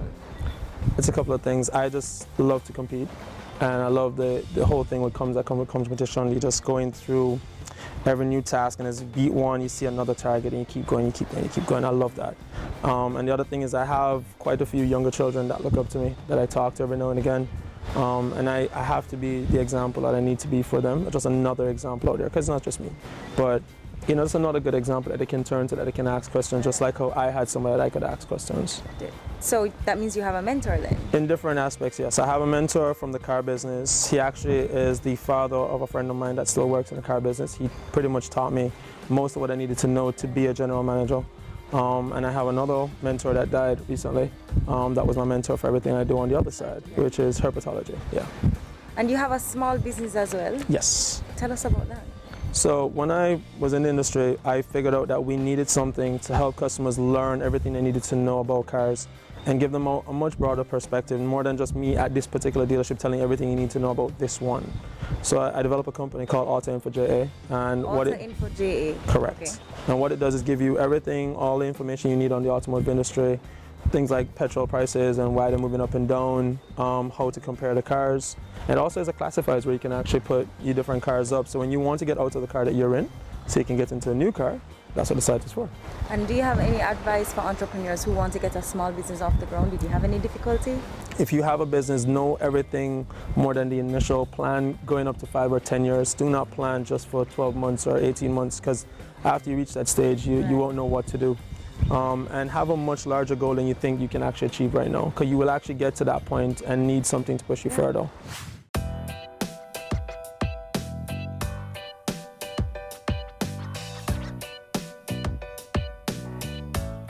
So you mentioned that you had studied environmental biology in school. Do you do anything with that now? Do you still have a passion for it? Yes, we do. I still do research. I've actually written a book. I wrote a book at 19. I am Jamaica's consultant on reptiles. If you find anything that looks really ridiculous and you carry it to UAE, they will also come and ask me to look at it. I've been doing that now since I was... Well, I have a lizard at my house. I'm sure. And I'm positive it's extraordinary. You need to come and see it. I'll come and look at it. It's out of this world. If you're anything like the lady who called me when I was still at UAE and she said she wouldn't go into her house, when I went there, the lizard was like that big. But, you know, it's interesting. I mean, you have so many various types. I mean, a lot of people don't know this. We have 51 different types of reptiles in Jamaica. No, I did not know that. And we have 26 different types of frogs. So it's not just lizards? It's not just lizards, it's reptiles. You know, we have a lot of stuff. And I mean, I've actually also discovered new species, and I've rediscovered stuff that we haven't seen in a long time. I love that you have that two passion thing going on. That's really awesome. Keeps it interesting. Yeah.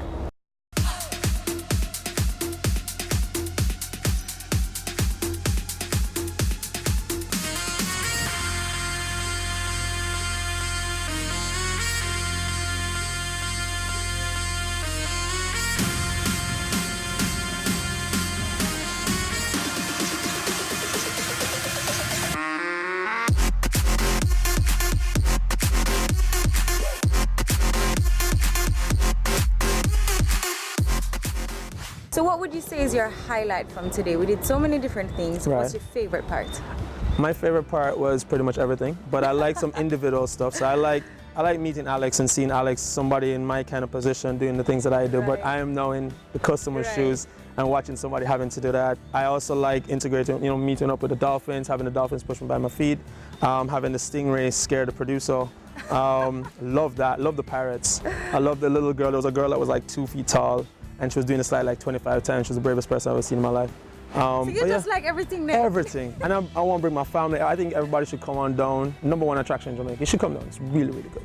Well, Sloan, thank you very much for sharing your very exciting chill spot with us today. It was really a pleasure to have you. Thank you very much.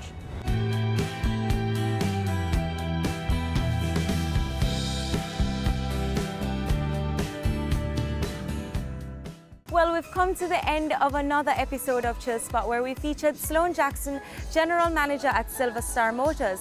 His chill spot was the very exciting Dolphin Cove, and I must say I've really had a fun and exciting day here. And I can't wait until next week when we get to explore another chill spot. Until then, I'm Candy. Walk good. And we're working on a product right now for everybody that's watching. That we're working on a product that will be under $6 million. So come on down. I joke. It's not an infomercial. And what about you? Why Dolphin Cove? That's a good answer. You guys excited? And I forgot the question. We can pick up though. We can just pick up. You sure the office him there when him stay out till 1 o'clock in the morning? She know which part me there. You sure the office? She's like, I'm positive. I'm positive. Hold up, you're rolling. It is. Oh, good. Just Bloopers. You caught all of that? Are you serious?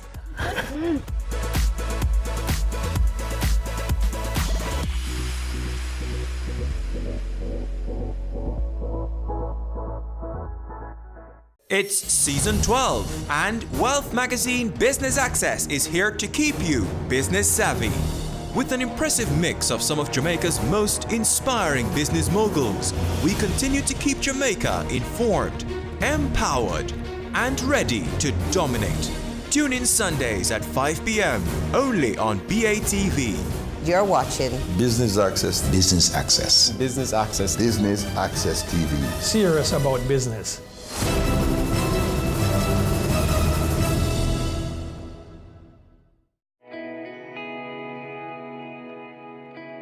Violence is bad.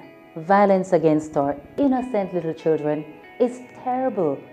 Pretending not to notice when we know or suspect that a child is suffering is awful and morally wrong. In the words of the great Nelson Mandela, there can be no keener realization of a nation's soul than the way in which it treats its children.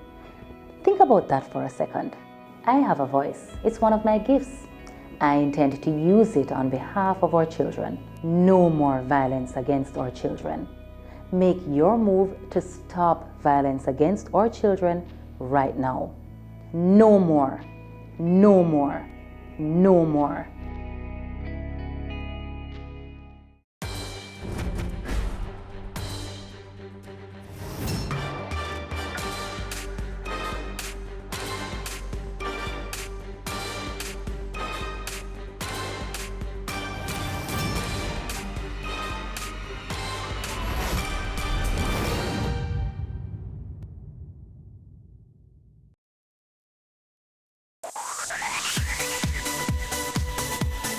You're watching Business Access TV. Business Access. Business Access. Business Access. Business Access. You are watching Business Access TV. Business Access TV. Serious about business. Serious about business.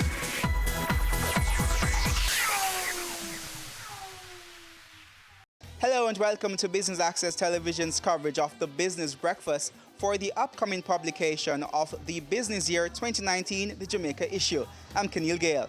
We are here at the Hard Rock Cafe in Montego Bay, where business leaders and the movers and shakers from the Second City are gathered. So let's go inside, mingle a bit, and then hit the stage.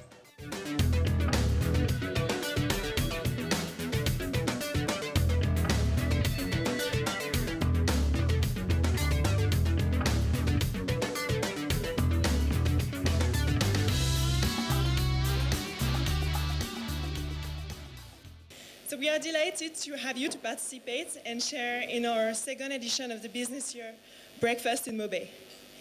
So that many of you, we know, have traveled long distances to be here, and it serves as a reminder to us all just how important our work is. So as a natural lover and a big traveler, I truly think that Jamaica is one of the most beautiful places in the world. And what I can say is that I am proud to live, experience, and work in Jamaica, and I promised to myself that I would portray Jamaica as best as it deserves, and foremost to showcase to the world what is the special island has to offer. So on behalf of the Business Year, I sincerely thank and acknowledge every one of you extended help to us for making this event a grand success. So first of all, Hard Rock Cafe. So Andrea Dixon, thank you. Mr. Fausto Solano, our esteemed partner, Mrs. Diane Edwards from Jampro, and the overall team, a Jampro team that supported us since the very beginning, since 2017 when we arrived. And thanks to the help and their support, we are here in Jamaica and we can conduct our research. I also sincerely thank Mayor Omer Davis of Montego Bay, Mr. Douglas K. Gordon, founder of Canex, Mr. Watson Lawson, the president of Chamber as well, Mrs. Caroline Fisher, Mrs. Tishura Gibbs, Mr. Robin Russell, general manager of Deja Resorts, Mr. Juan Manuel Merilla, my country editor. So thank you for all of you for your support since the beginning. Sorry.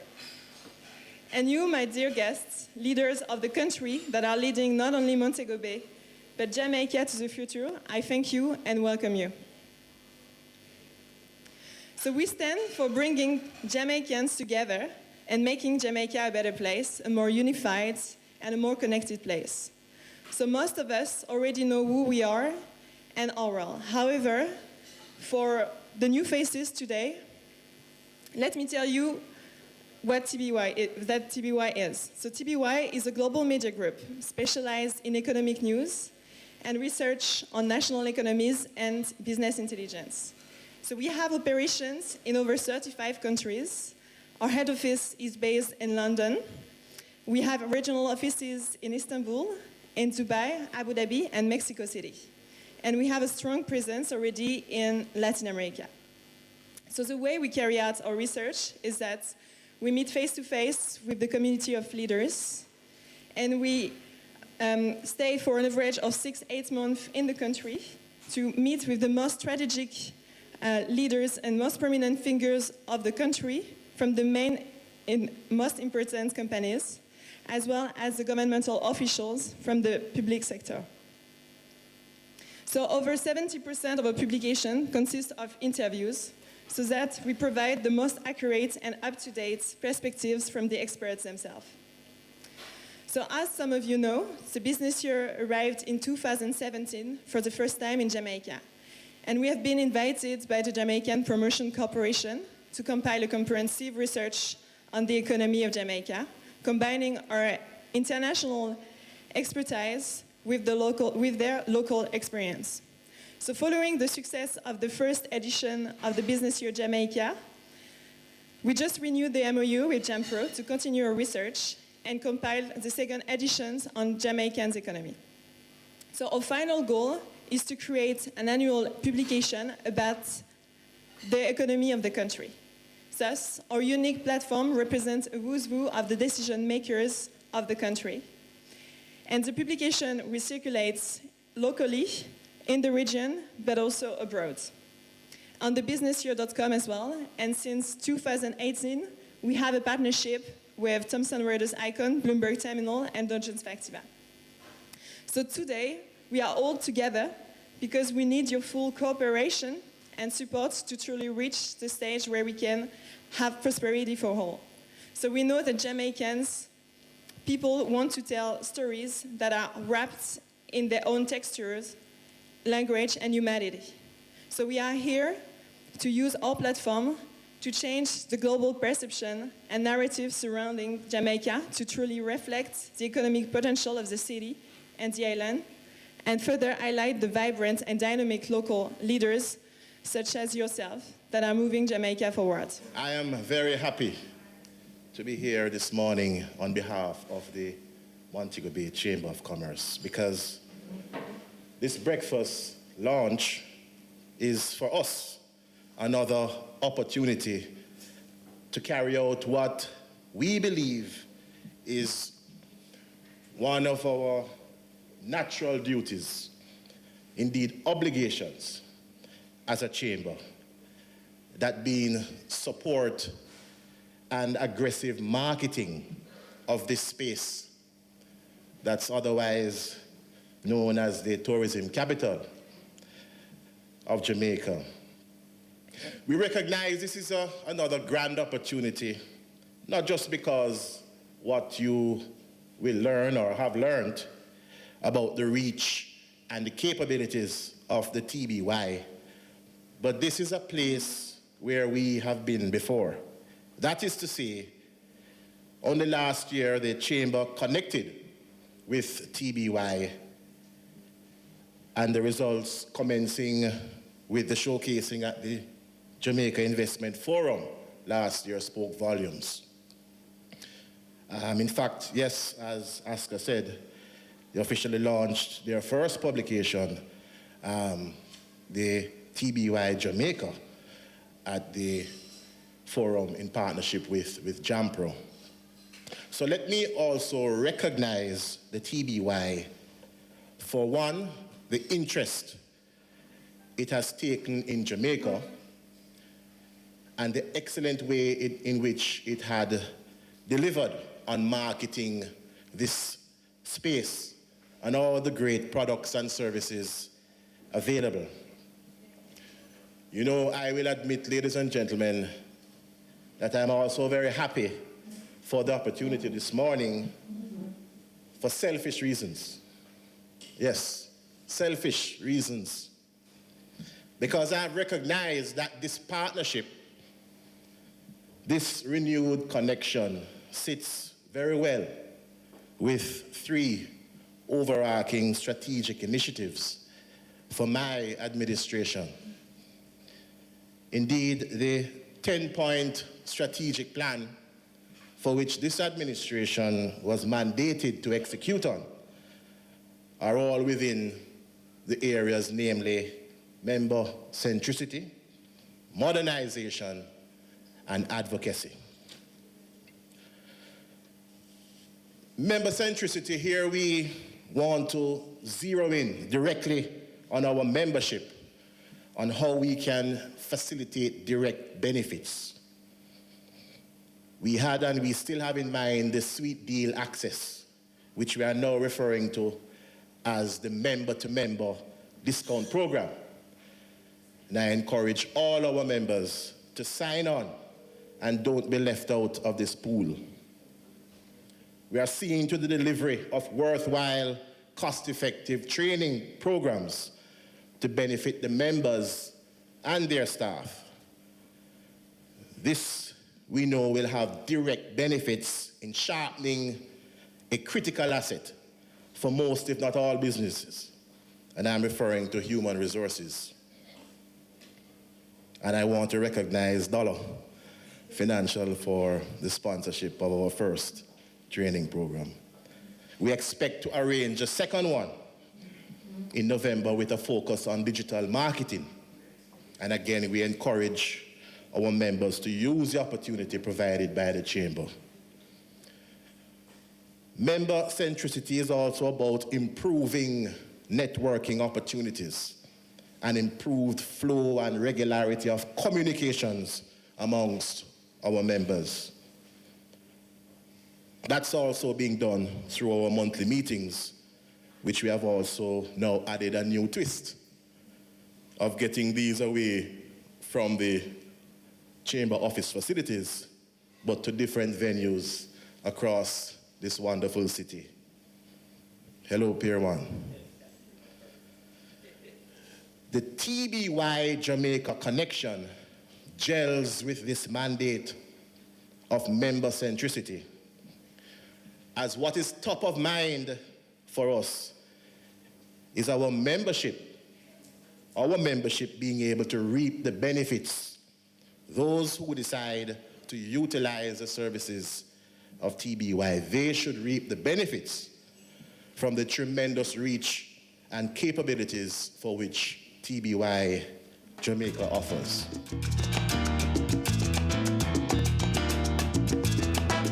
We take our first break here on Business Access Television's coverage of the launch of the business year. We are in Montego Bay, and when we come back, we will hear from the mayor of Montego Bay, Homer Davis. Have you seen it? It's BATV Live. Live streams of business news weekdays at 7:30 p.m. Stay on point Thursdays at 8 p.m. with our Business Current Affairs show and Weekend Business Report Saturdays at 7:30 p.m. wherever you are. log on to our Facebook page at Business Access TV or visit our website at batvja.com. Live and at your fingertips. Business Access TV. Serious about business. Ready for cable for as little as $100? Ready for no monthly cable bill? Ready for 10 TV channels absolutely free? Then pick up our Ready TV box at authorized stores for $4,500. Hook it up to your TV set, then top it up with Ready Credit for 1, 7, or 30 days. Buy now and get $1,000 free Ready Credit and start watching your favorite shows. Pick it up, hook it up, top it up. Ready TV. Prepaid cable TV when you're ready. Now serving Kingston and St. Catherine. Limited time offer while stocks last. Conditions apply.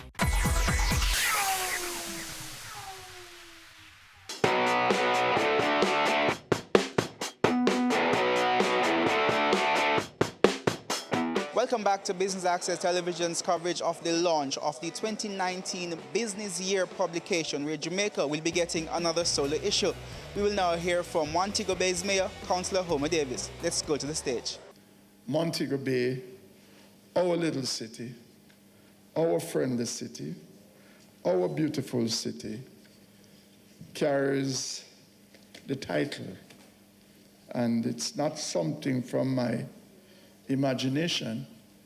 It is something that has been recognized, that we are the fastest growing city in the Caribbean.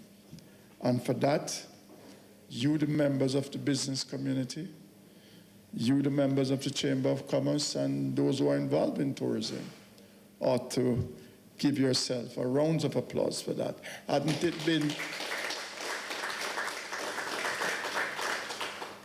it been for you to take a risk, investment is a risk, then we would not be seeing what we're now seeing in Montego Bay as it relates to development. So, Montego Bay, the status as it is now, is due largely to work being done in marketing Jamaica as the best place for almost everything. I could say tourism, I could say BPO industry, I could say other investments, tourism-related entities. But what stands out is that Montego Bay is the preferred location. And it is a preferred location because I tell people that Montego Bay is an hospitality area. We have learned to welcome people. It doesn't matter where they are. As a matter of fact, my friend there said when he's in Montego Bay, he feels more welcome. He feels as if he's a part of a community. There's an intimacy with Montego Bay, and that is why Montego Bay is really the preferred location. You've been here for 2 weeks, you're no more stranger. You know just about everybody. You know about just all the eatery, all the drinking spots, all the place to be. And that is a good thing with Montego Bay. So we enjoying what we're now enjoying. It's not an accident. It is a culture. It is a culture that I've developed over the years. Because I came here 40 years ago, and that was the culture where the people of Montego Bay embraces their visitors, whether they are local, they are foreigners. They embrace you. And that is the thing with Montego Bay. I'd like to start by commending TBY and the JAMPRO team for the initiative to launch the publication last year and the push for a second year. As the mayor said, Montego Bay has been consistently one of the fastest growing economies in the English-speaking Caribbean, and it's important that that be highlighted and presented on a platform that will spur further investment into our future. Last year, I was very active in supporting the business year's objectives because we saw it as an opportunity to highlight some of our companies and entrepreneurs, as well as to promote business in the city. And I would like to say thank you to the TBY team for accepting my proposal last year to ensure that Montego Bay had a special focus in the publication. It would be remiss of me not to also mention that I'm especially grateful for the special attention the city received at the launch of the event at the Jamaica Investment Forum in June of this year. Wearing the hat of I Love Mobay, I am delighted that the business year will now be giving internship opportunities to our youth to allow them to work on a publication of this caliber, reaching a global audience. Business leaders, I implore you this year to facilitate the team from TBY. Ensure your businesses are represented in the publication and your industries are highlighted. I Love Mobay congratulates the business year once again. We wish for you much success with the 2019 publication.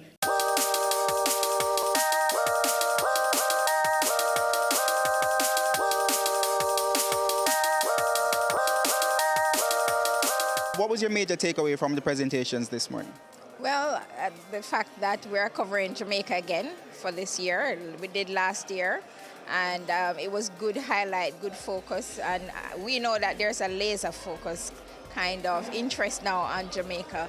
We have done very well in the Doing Business report, in the Global Competitiveness Index, and so this, will take us further in positioning and presenting Jamaica as a great place for investments.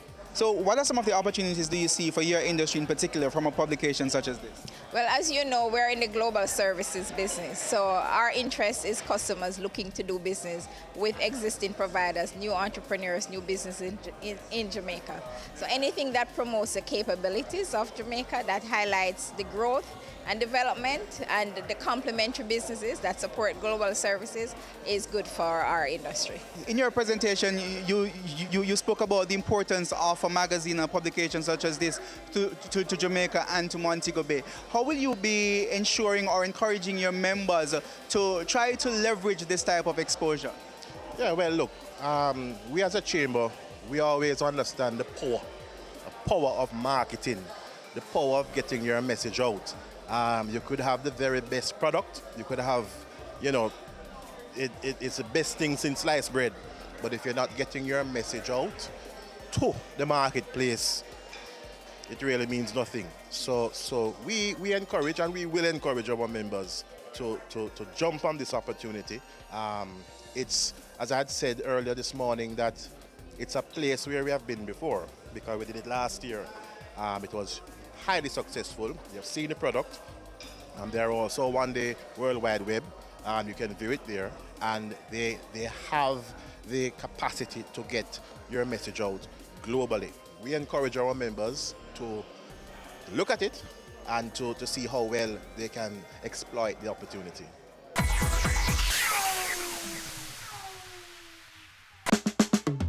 Caring Hands Season 3 continues to effect change in a changing environment.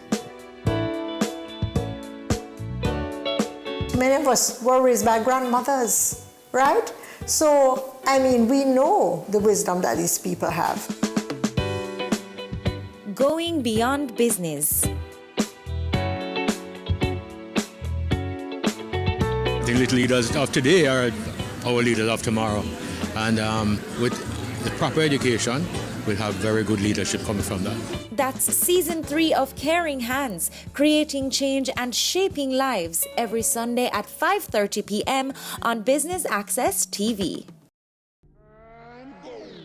Career Moves has always explored interesting careers, highlighting all you may not have known about them. This season is no different. Coming back to Jamaica, everyone's like, Fizzy what? Fizzy who? When you find a bright boy or girl in the class and people say, what are you going to be? The parents will say, you have to go be a doctor, you have to go be a lawyer. Nobody says you have to go be a politician. Let me see your hands!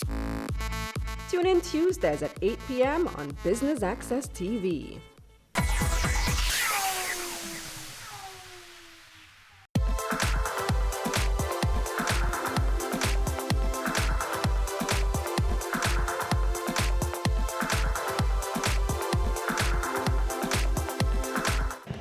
From this type of publication, this type of exposure, what are some of the industries that you would want to see attracted to Montego Bay from these investors?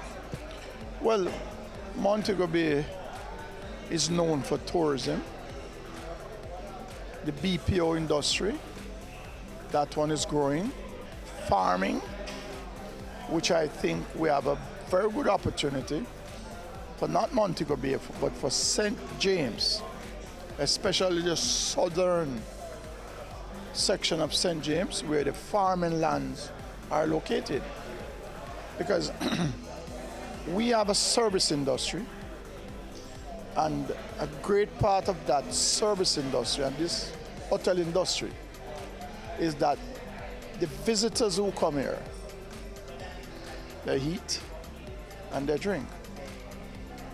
I am not sure, or I could say that I don't think that we are really taking full advantage of the supply chain. In terms So you're saying there's a lot of untapped potential there? I think so.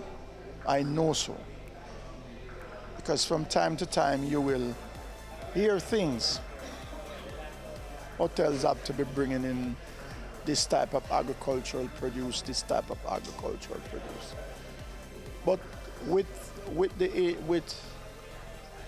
what I've been hearing from Minister Shaw, who is the agricultural minister, and J.C. Hutchinson, it tells me that there's a thinking now taking place that our farmers need to understand that farming is a business.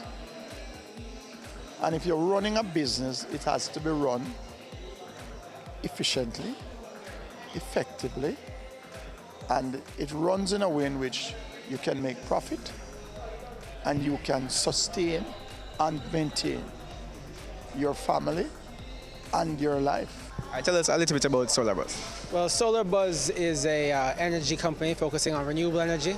So we install mostly solar projects for residential and commercial clients. We also do a lot of glass glazing and tinting to help reduce heat loads coming into properties to also reduce their energy consumption. How do you see a company like yours and other similar companies benefiting from Jamaica getting another issue of the business year? I think that anytime a publication like the Business Year focuses on Jamaica, they're so prominent that it shows us in a very good light worldwide, and business people around the world see Jamaica as a viable investment. So I think it's a tremendous opportunity, and I think we should be very grateful to have them focus on our island. What kind of investment do you see, or potential investors do you see being attracted by this publication in terms of to come and invest in Jamaica? Well, I mean, I think we'll continue to see the BPO market grow. I definitely see the energy sector, which I'm focused in, growing. I mean, when I read through the last publication, there was just so many different opportunities that I think that we're going to get a variety of investors looking on the island and just seeing a tremendous amount of opportunities. Even when I read through it, I was getting ideas in other sectors that I'd love to be a part of, but you just can't do everything. So. Are there also opportunities for future collaboration between local companies and overseas companies? Oh, definitely. I mean, we collaborate with overseas companies all the time. So, you have to understand your expertise and where you are in your business cycle. When SolarBuzz was just starting out, I knew that I needed some guidance. So I partnered with bigger companies than myself from overseas, and I cut them in on the deal, and they helped to train us and bring us up to standard of international standards where we are now. So yes, strategic partnerships are a great opportunity to grow and become viable on your own. Tell us a little bit about what are some of the expectations for the 2019 Jamaica publication. So our expectation is to portray the economy of Jamaica and meet face-to-face with the community of leaders and investors of Kingston, Montego Bay, and the whole part of the island, in order to highlight the business opportunities, but also highlight the economic trends of the country. And our final goal, is to create an annual publication about the economy of Jamaica, and as well as attracting and boosting the economy of Jamaica, but attracting as well foreign direct investment in the country.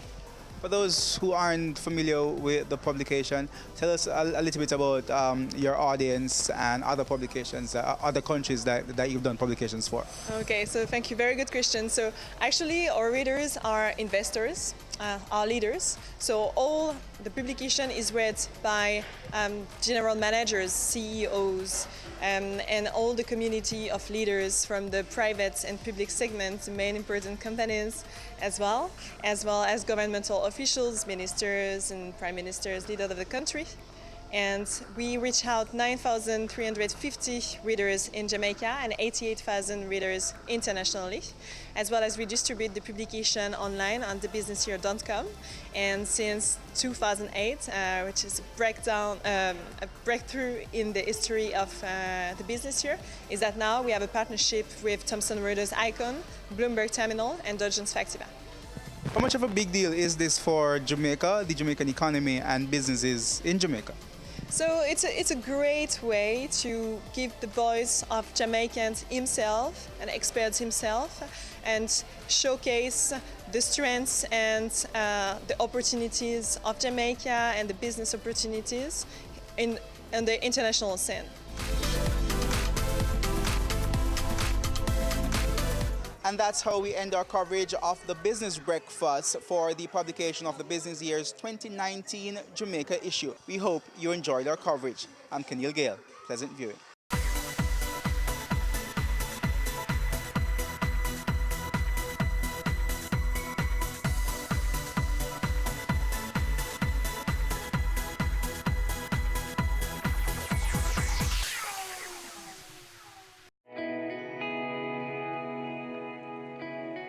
Every day you wake up, you have another opportunity to make this little island better, safer, a place where we all can be proud to call home. It's time we all recognize that every little thing we do has an impact on the Jamaica we live in now and the country we're leaving for our children. So promise me this, promise yourself this: no more will we tolerate criminals, even if it's our relatives. Tell them they're doing something wrong. Tell them to stop. Tell them no more robbing our children of the Jamaica they deserve. Tell them no more crime.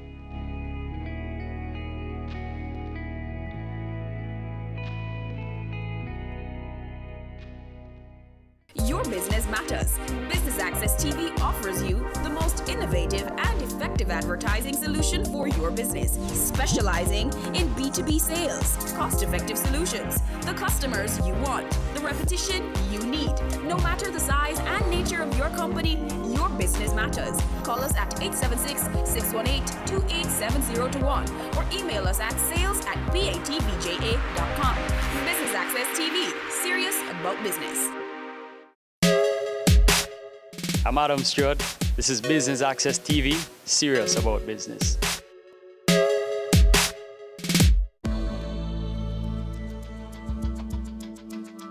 Good dental or oral care is important for maintaining healthy teeth, gums, and tongue for that perfect smile. Welcome to The Good Life. I'm your host, Amita Prasad Webb, and today we'll be visiting Sylvan Family Care to check out the options for your oral health. Stay with us.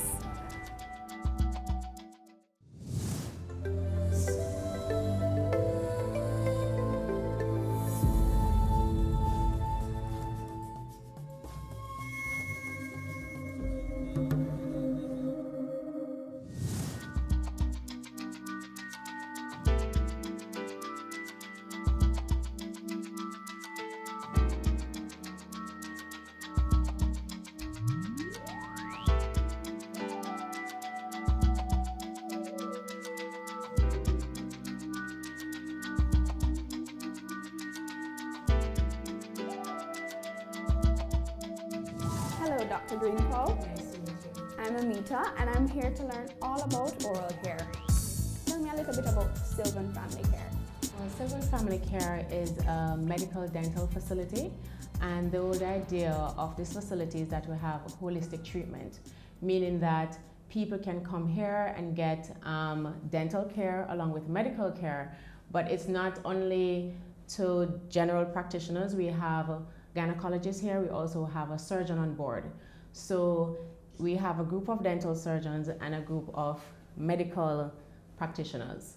So you're here, if you're here to get dental care done, if there's anything that's picked up from any of our dentists that work here, we can refer you to a medical doctor who is actually in the building. So tell me about your years in practice. How long have you been a dentist? Well, I've been in practice for about 9 years. I studied in Trinidad, St. Augustine, UWI, and I came home in 2007. I worked as an associate for about 3 years, and I opened my first practice, that is the Tooth Center. So that's been in existence for 5 years. And in July, I opened Sylvan Family Care.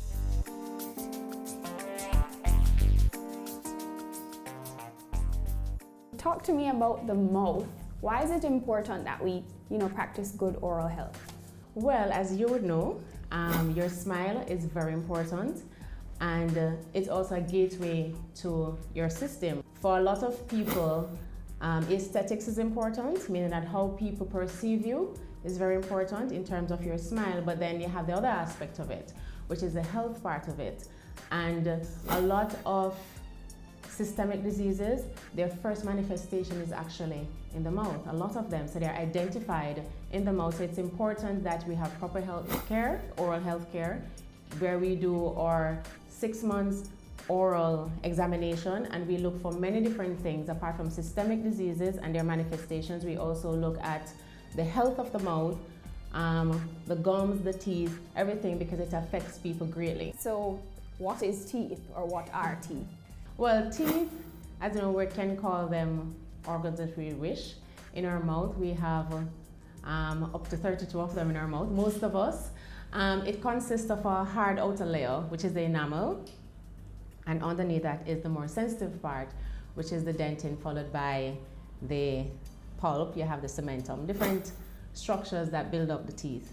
Well, we all know we use it for mastication, which is chewing. We use it, it helps with our speech, because some people who lose their teeth, they speak differently. So the gums is the pink layer that we see in the mouth, the soft tissue. Some people call it the gingival, where the word gingivitis comes from, which most people are familiar with. Your tongue is a muscular organ that's in your mouth. We use it for chewing, we use it for speaking, we use it for tasting. We have a lot of taste buds which we find on our tongue. Oral health, what would that mean? Does that mean I have healthy gums, I have white teeth? No, no.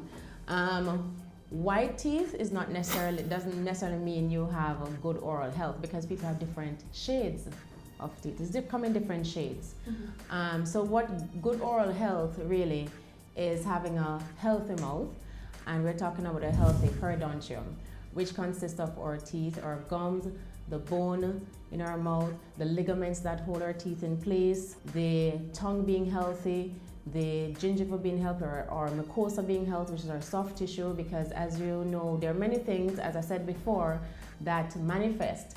And so even if everything is fine, you might have just a little white patch on the cheek, and that can signify cancer, oral cancer.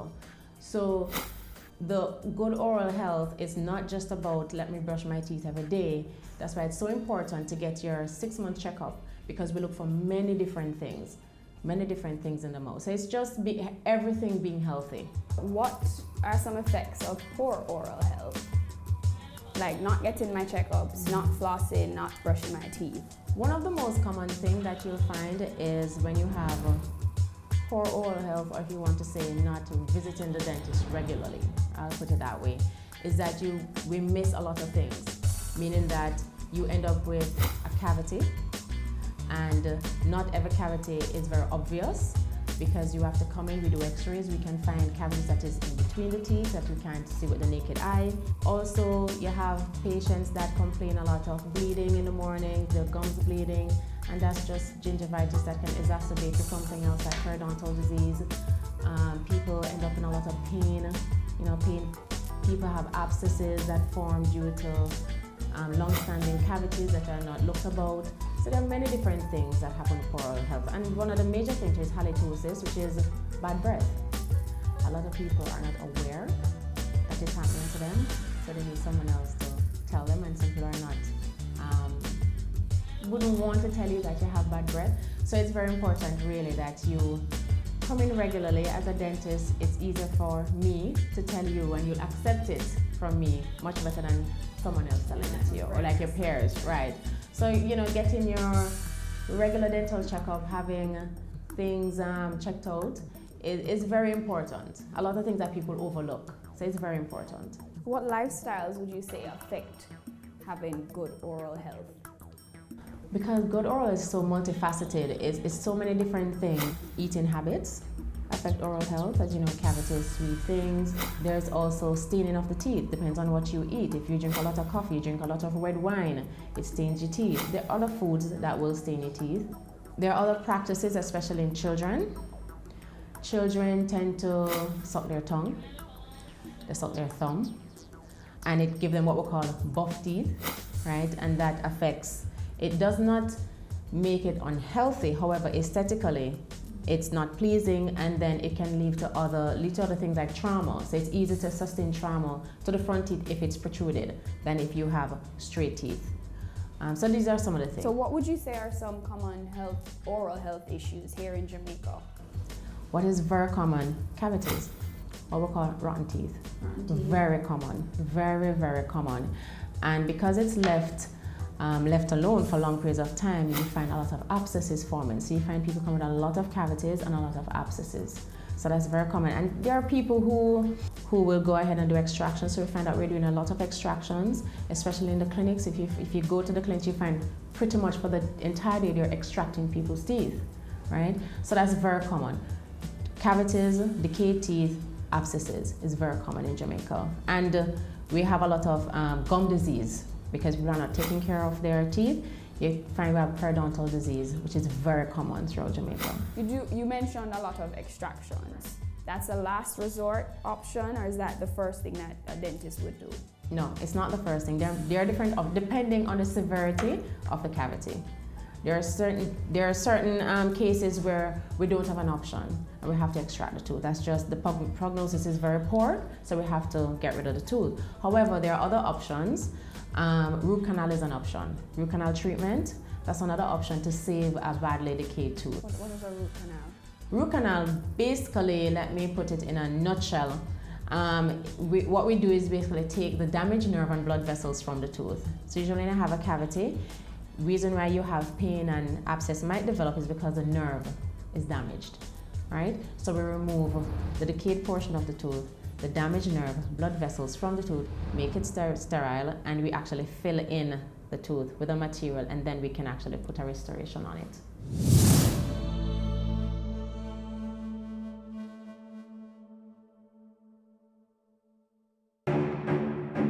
Go for God Family Church. Today's message is for those of you who thought that Jesus was finished.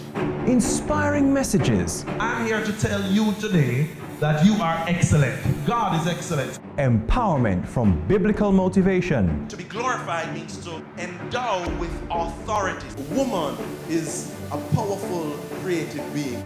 Join Pastor Christopher Morgan and the Go for God team as we go for God.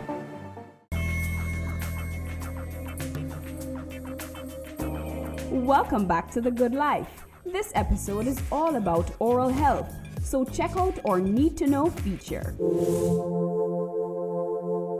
This week we are exploring oral health, and here are some things you may not have known. The enamel on the top surface of your tooth is the hardest part of your entire body. An average person spends 38.5 days brushing their teeth over their lifetime. Many diseases are linked to your oral health, including heart disease, osteoporosis, and diabetes.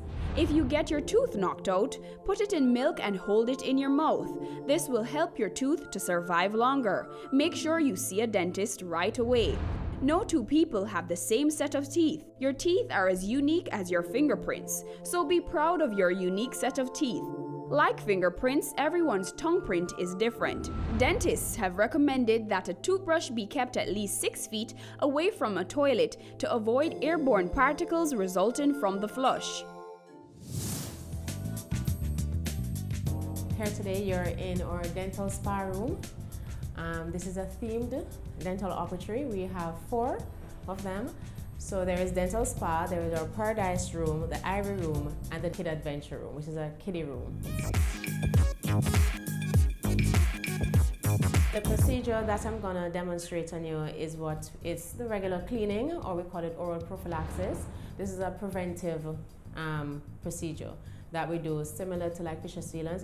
We do this to prevent gum disease, cavities, or it's pretty much just getting the oral cavity clean, right? So that's what we're going to show you today. Cleaning, it ranges depending on the condition of the mouth. So it can take from 20 minutes and it can go up to probably 45 minutes. It's not a painful procedure, but for some patients it might be a little uncomfortable depending on whether they have gum disease or not. Usually when that's the case, we actually use certain things like gels, or some cases we have to anesthetize the patient to let the procedure go smoothly for them. But generally it's not a painful procedure. All right. Well, doctor, let's get started.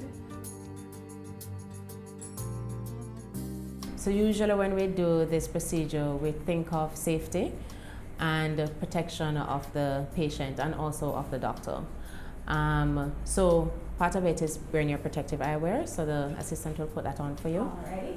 And I also wear a mask with a shield, and this is due to cross-infection control also. So mean that anything I have don't pass to you orally. And also I wear a glove. But between every patient, I change my gloves, so every patient gets a new glove. So you're also wearing an apron along with a bib. The purpose of the apron is to protect your clothing. So for instance, any fluids, whether it be saliva, water, so you wear a bib too.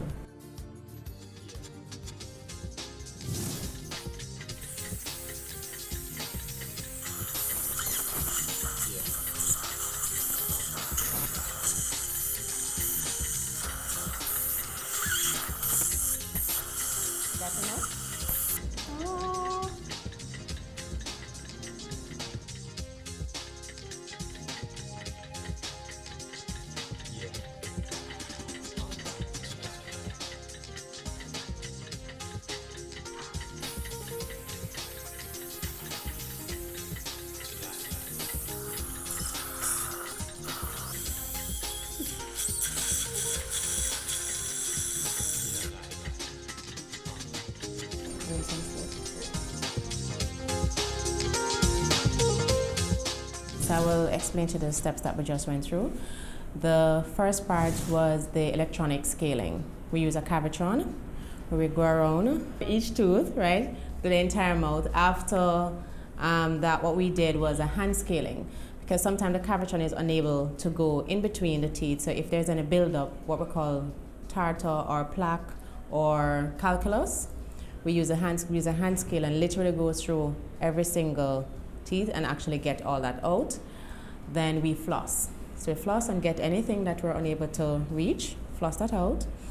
Then we do polishing. So we go through what look like a little toothbrush. So we go and polish the entire, that get rid of soft plaque that is on the surface of the teeth, all over the surface of the teeth. And it also it has fluoride in it, so it's fluoride releasing. Fluoride, what it does, it strengthens the teeth, the enamel of the teeth. So that's the purpose of the fluoride, really. You find that actually in water in Jamaica and in salt in Jamaica. You have fluoridated salt, and our water is actually fluoridated. So you can look out for fluoridated salt on over the counter and start using that. It helps to give kids fluoride. What would you say to those people that are fearful, to go to the dentist? It's not as bad as you think it's going to be. I know people might have certain experiences as a child, and that's usually the problem, as people have experiences as kids and they carry that with them. It's not painful as people think it is, and if there's anything that we do here at Sylvan that we anticipate would be painful for you, we actually have certain measures. We put certain things in place to make sure that you're not in any pain. Also, we try to have an environment that is very calming. Hence the spa room, we try to, make it very calming. We actually have, as behind you, we have Netflix. So we have patients who are, say, a little apprehensive or anxious. We actually give them a chance to watch anything they want to watch on Netflix, whether it be a movie or listen to music, anything that will calm them down before we start any procedure with them. And the staff is very friendly staff, and they help in calming down patients before I actually come in the room. So, by the time I get here, the patient is relaxed and ready for me to do whatever I have to do. And normally I'm pretty gentle with my patients.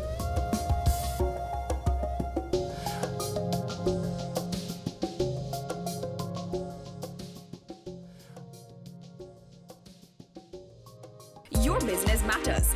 Business Access TV offers you the most innovative and effective advertising solution for your business, specializing in B2B sales, cost-effective solutions, the customers you want, the repetition you need. No matter the size and nature of your company, your business matters. Call us at 876-618-2870 or email us at sales@batvja.com.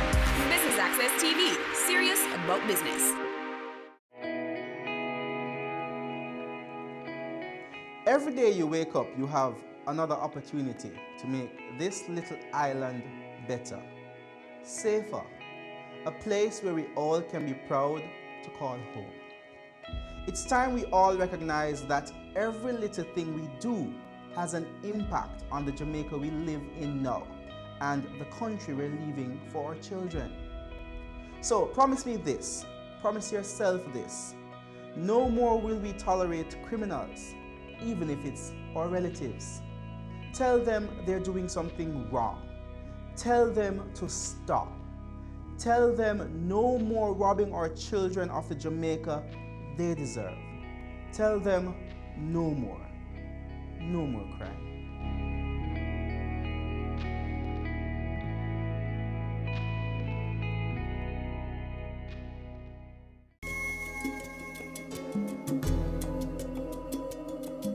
If you are just joining us, we are looking at oral health at Sylvan Family Care. Let's wrap things up with the various costs to get that perfect smile as well as tips to maintain it.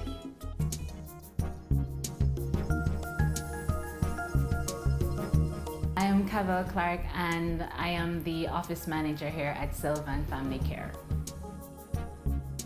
Here at Sylvan Family Care, we provide a wide range of services, dental services in particular. We do oral examination, cleaning, teeth whitening, denture repair, fillings. We do simple extractions, simple surgical extractions, and complex extractions. Simple extraction meaning if it's not your wisdom tooth, that is $5,000. And if it is your wisdom tooth, what we tend to do is to do an x-ray first before going in to do the extraction. The x-ray will pretty much tell us if the tooth is impacted, meaning if it's lying on its side, or if it's upright, it's something that we can just simply extract. If the x-ray comes back and it's depicting that it's not impacted, then we can go right ahead and take it out. It costs $7,500. If it is that it's impacted, then it could range between $10,000 to $20,000 because that's a surgical removal of it right there. Cleaning prices, they range from $6,500 and it could be up to even $9,000, dependent if the person smokes or they drink a lot of coffee. For filling, there's also a range.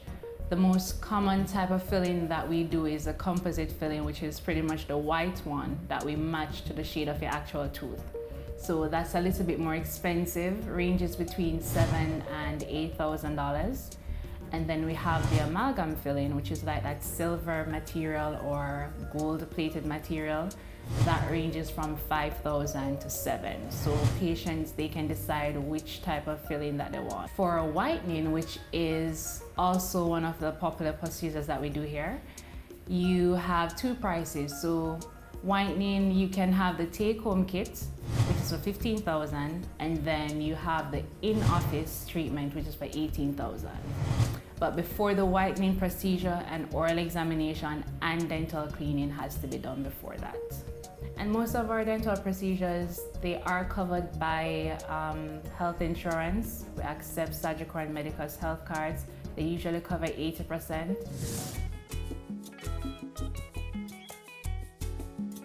From time to time throughout the year, we do have specials.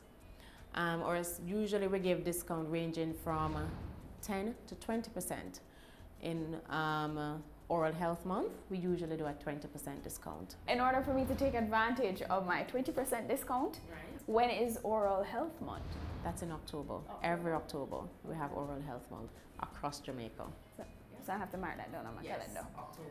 What are some tips that you'd give to everyday people that need to keep their teeth in tip-top shape? What I would say is ensure that you brush your teeth at least 2 times a day. It doesn't have to be 2, it can be more than 2, but at least 2 times a day. In the morning when you get up, it's important that you brush your teeth, and before you go to bed at night. This is after you've eaten throughout the day. Don't brush and then have a snack and go to bed. Right. It says after you eat at night, then you brush and then go to bed. Flossing is also very important. It's very important to floss because of a lot of food that get trapped in between the teeth that the bristle of your toothbrush cannot get in between. So it's important to brush often, use your floss, and also mouthwash is very important.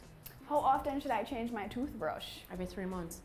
And not just that, if you're sick, if you have a cold, after the cold is throw away that toothbrush because of germs. So you change it after you have an illness like cold or anything like that, you get rid of the toothbrush, but generally every 3 months you change your toothbrush. And it's also important that you use a soft bristle. A lot of people think that because it's soft, it's not going to clean your teeth, but the hard bristle tend to damage the gum line.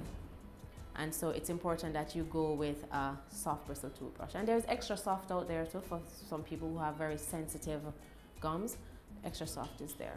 For those people with small children, when should you start taking children to the dentist? Usually you can start as soon as you'll say about 2 years old is a good time to start. What you do is try to get the child acclimatized because they tend to be fearful, and so we start them with just small things and get them accustomed to coming to the dentist. And at about, I'll say 3, we start doing their cleanings, not as obviously as in depth as yours, but we do a lot of hand scaling, a lot of polishing, and just get them used to coming here. So after they reach a certain age, it's like second nature to them to come to the dentist. Yeah. I know for some parents, they believe that because a child is going to change their milk teeth, right, or baby teeth, deciduous teeth as we call it, then there's no need to take them to the dentist because it's going to fall out. But that should not happen because a lot of times there's a sequence of events. It's how the teeth come out. They come in a certain order. Sometimes when the teeth are not taken care of, then they decay.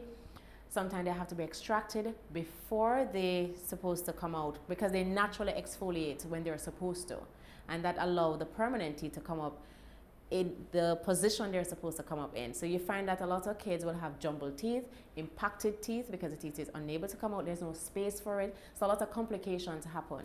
So it's very important that we preserve the baby teeth to allow for the adult teeth to come out the way they're supposed to. And also, it's important to take care of the kids' teeth because if they get cavities, it's paying them just like it would pain any other person, you know? So they have to take care of it because they do feel the pain just like us. If you get up in the morning and when you brush your teeth or you spit, you see a streak of blood in your saliva, that's indication you have gingivitis, right? If it is that you find you eat something like a piece of candy or chocolate or anything cold and you get a cramp, it might last for a short period of time, but then it go away and you ignore it, that's a sign you should go to the dentist. There are many, these are symptoms and signs that we look for that indicate bigger problems. And so these are just 2 common things that you'll find people. Sometimes people have what we call a gum boil, and they call it a gum boil. It's just a gum boil, but it's really an abscess. It's really an abscess that's in the bone, and the pus, if you know me, is trying to find a tract to come out, and it creates a gum boil. So people will see these things, and it pains for a while, and then it go away, and then they're fine with it. But it's really an indication of a much bigger problem.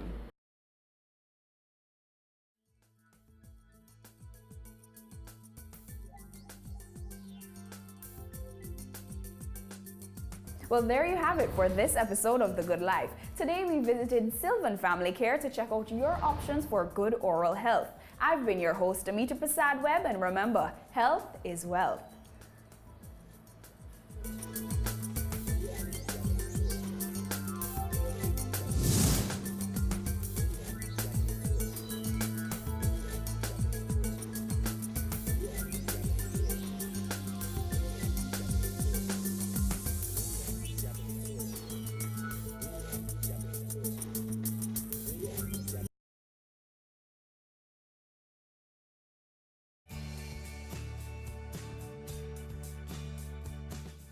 The Jamaica Stock Exchange wishes to help to develop the social sector. To that end, they have formed the Jamaica Social Stock Exchange, which is a safe, efficient, and transparent platform that aims to promote social projects that build Jamaica and will inure to the benefit of all persons living in the country. The Jamaica Stock Exchange is a company that encourages and mobilizes capital for the main market, and that is the market that is not the social sector. Now, the Jamaica Social Stock Exchange is really geared towards the social sector to help to solve social problems in the field of health, education, about children, environment. Those are some of the things that we consider social problems. And so it is to mobilize the capital, allow persons who have a desire to invest in a social good, to invest in the social stock exchange. It is designed in two parts. In phase one, where we look at social investment, and phase two, where we look at social impact investment. Now, in phase one, really what we are saying is it is donation. An organization will have a social issue and design it into a project or a program and invite Jamaicans or persons within the diaspora or the entire world to fund this program. Now, in phase two, you're going to get a return on investment, which is not social. You will be getting shares, natural shares, as you would get if you invested in the Jamaica Stock Exchange. And what you'll get is a return on capital, which is possibly dividend or an appreciation in that share. The Jamaica Social Stock Exchange does more than ask for the funding of these programs, but goes beyond that in terms of monitoring, ensuring that these programs are meeting the targets and the reason for them to have asked for funding in the first place. When we look at this new sector, it is important because holistically, if you do not look on the social sector, you do not improve the other sectors. We want to encourage all businesses in Jamaica to have a corporate social responsibility because it is good for encouraging and the growth and development of businesses.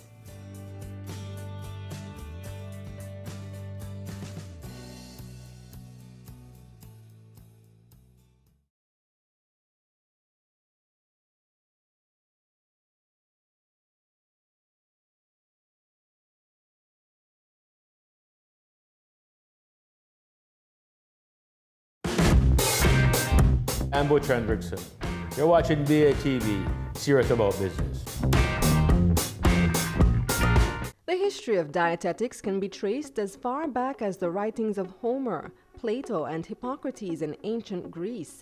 Although diet and nutrition continued to be judged important for health, dietetics did not progress much until the 19th century with the advances in chemistry. The profession was given a boost during the Second World War when its importance was recognized by the military.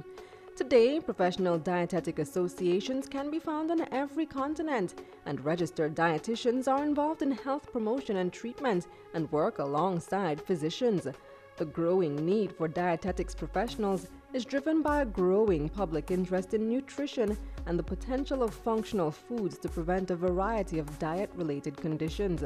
So we had a chat with the program director for dietetics at UTEC on this episode of Career Moves.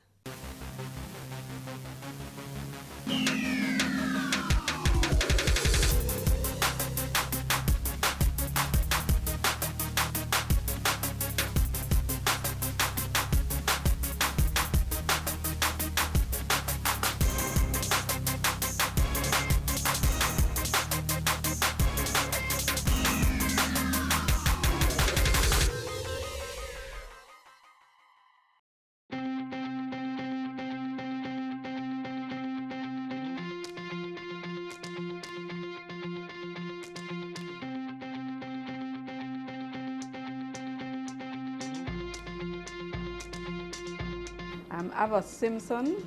I'm a registered dietitian and I'm currently serving as the program director for the Dietetics and Nutrition course of study at the University of Technology, Jamaica. Dietetics and nutrition is a combined field. What we are looking at is the nutritional status of individuals. So the dietetics and nutrition look at managing that nutritional status. The nutrition component we tend to think of as dealing with well people. The dietetics we tend to more think of dealing with sick persons. But they are combined and they both support each other. Dietitians apply the science of human nutrition to help people understand the relationship between food and health in making the right dietary choices, so they can often be found working in various sectors. You will mainly find the dietitians working in hospitals. You can find them in industries as well. There are several areas of work, but the one that is more common and persons tend to be used to seeing is the clinical dietitians or those working in hospitals. So you will find that the clinical dietitians, they will look about the nutritional status of the individual, and they tend to also administer the food service sections in the hospital as well. You can find a media dietitian, you can find a dietitian doing promotions for a group of supermarkets. In education, you can find them in marketing, you can find them in product development, in science. So there are quite a number of areas that you can find the dietitians. Ava notes that the job is not gender neutral, but oftentimes it's the passion to help individuals make better choices which leads people to studying dietetics. We are not very specific about who can become. As long as you can matriculate and meet the requirements, you can become a dietitian. And it's not gender specific either. In looking at many of the applications that I get in, most of them have a passion for looking about individuals and want to look at the nutritional health of individuals. So what you find is that looking at the epidemiological profile of the population, what we are saying is many of the illnesses are related to diet, what people eat. And therefore, many persons become interested when they find out how important what you eat and how you eat is to your health. Many persons tend to lean towards wanting to do the science.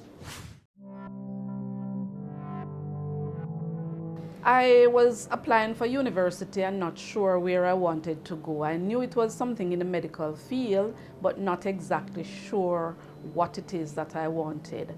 And therefore I met Heather Little-White, and she introduced the profession to me. She said you could go to, it was then CAST, and do the program at CAST, and then you could go on to complete the degree and become a dietitian.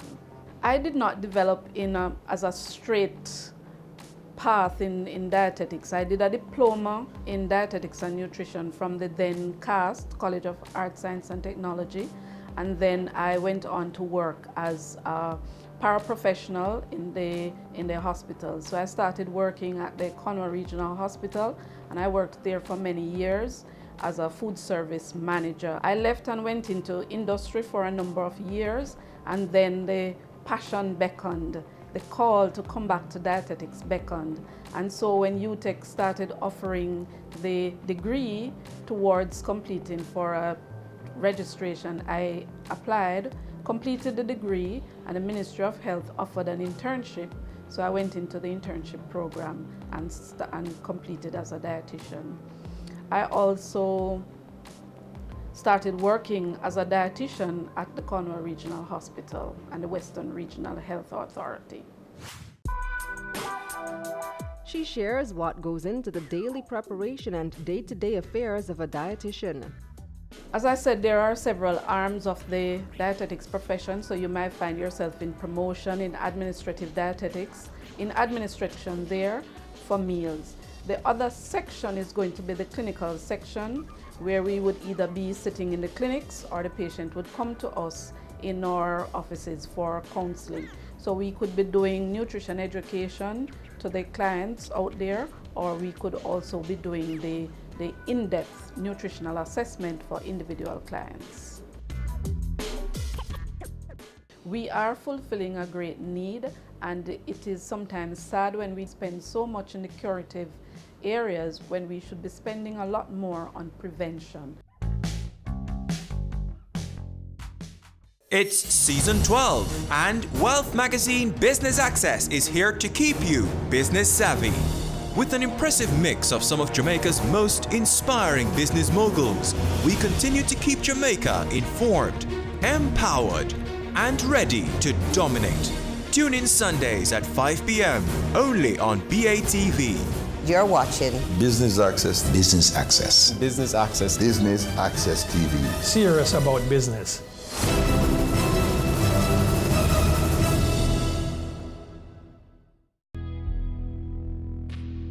All human life is precious. Respect life. No more senseless killings.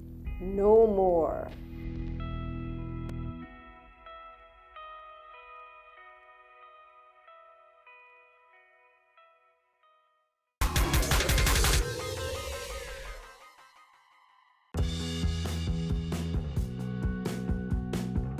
I think so, because what you see is a westernizing of our diet, because back then, our diet used to be more complex, and now with the ease of obtaining meals and the affordability, we have a lot of communicable diseases like diabetes, hypertension. Well, I don't have information as to the amount of dietitian to the population, but what I do believe is that they're an integral part of the healthcare team, and that people should have access to a dietitian, particularly those who have chronic diseases. I absolutely believe that we need more dietitians in Jamaica, because even though some persons might have the desire to be more health conscious, to live a more wholesome life, they don't necessarily know the right way to go about doing this. So a dietitian would assist in this regard.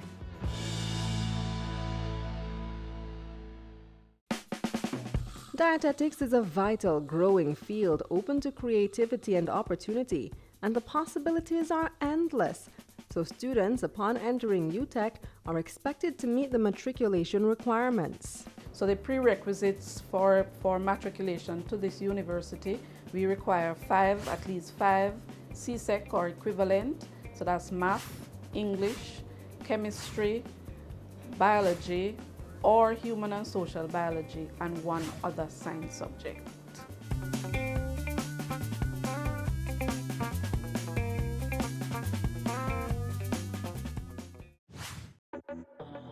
But what happens when you've entered through the gates of UTech? So now that they're at UTech, they have to complete the university's requirement for a degree, and then we do what is called the core modules for the professional group. And so we would look in depth at chemistries, nutritional biochemistry. We have to do all the nutrition coming up. So we start from basic nutrition onto advanced nutrition.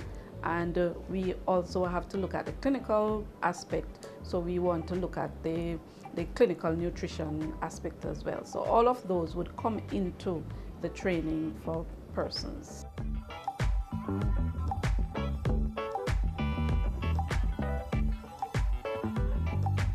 After you come to UTech and you graduate now, we are giving a Bachelor of Science in Dietetics and Nutrition. They require the 1-year supervised practice or practicum or clinical practice. After that, UTech is also currently offering that equivalent program, which we call a postgraduate diploma in dietetics and nutrition. So they can do the 4-year degree, go on to the postgraduate degree, diploma, and then complete their full training to become a dietitian. The Northern Caribbean University, they also offer a degree in dietetics and nutrition. Dietitians play a key role in the management of diseases and conditions and may be seen as beneficial to your health. I once read that if we could tackle the obesity problem, then it would be well worth the time spent in training, and therefore you could well imagine that obesity is central to all the chronic illnesses and therefore could really prevent obesity in our society. In preventing obesity and many of the chronic illnesses, we are looking at productivity, we are looking at cost in the healthcare system, and therefore the final analysis is the budget and the cost it takes to manage all of these illnesses. We are fulfilling a great need, and it is sometimes sad when we don't look more at the preventative aspect of managing many of these illnesses, and we spend so much in the curative areas when we should be spending a lot more on prevention. The nutrition interventions and the interventions by the dietitians in preventing many of these illnesses could be very, very valuable to our society. However, in Jamaica, the field is not fully utilized and could see room for further employment. The traditional areas, we may say, are a bit saturated at this time. We recognize that the ratio for dietitians to population is very, very low in this society, so we are not meeting, so we are not seeing a need for them. But if we should look at international standards, then we would really recognize that we have a much greater need for persons to work in this area. We have not tapped into many of the non-traditional areas where dietitians are needed. So we are not there as much into the research areas.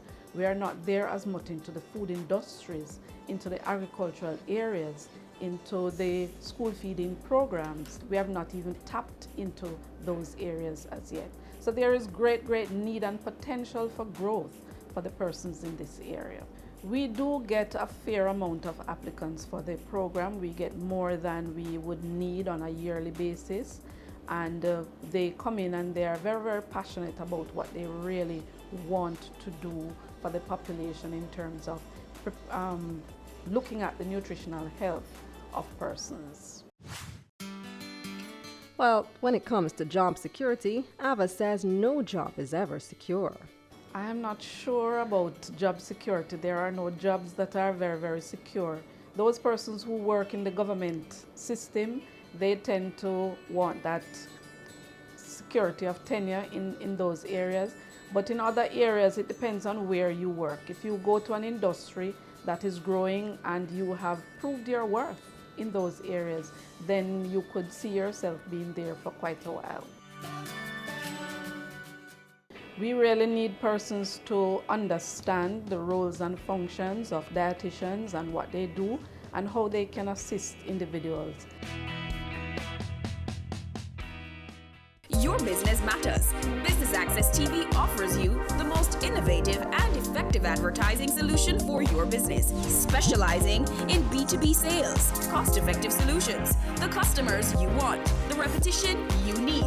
No matter the size and nature of your company, your business matters. Call us at 876-618-2870 or email us at sales@batvja.com.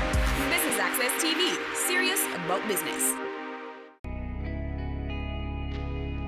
Our women are the backbone of our society. They deserve to be protected and respected. Domestic violence is not okay. Speak up and speak out. No more violence against women. They say it takes a village to raise a child, but the world will one day need the leadership of that child. The time you spend with your child matters. It stimulates their minds and shapes the way they act. Talk with your children. Help them to better understand the world around them and to value what is truly precious. Above all, the most valuable gift you can give them is love. Play, talk, teach, love. Take the time. It makes all the difference. A message from the Parenting Helpline and Ad Council Jamaica.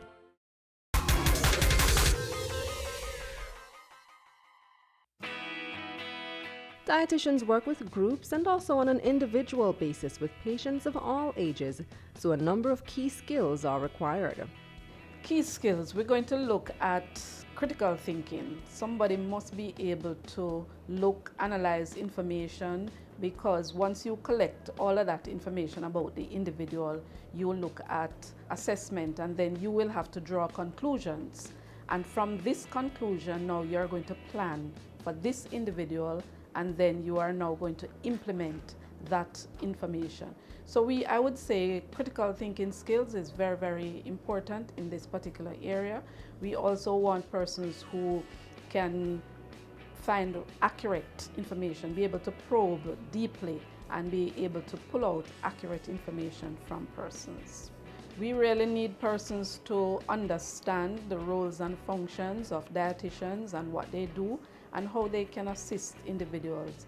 Too often when clients come to see me, they come at the end of the road and they keep asking, why wasn't I sent before, or why didn't I know about your services before, or so. So we tend to get them at the end of the road. We want to get them early, before disease start prevention. We want to get them early in the course so that we can manage to prevent other complications. And if they come later in the day, we want to get them when we can do something for them. We don't want to get them at the end of the road when there's hardly anything we can do. We can just make their lives comfortable.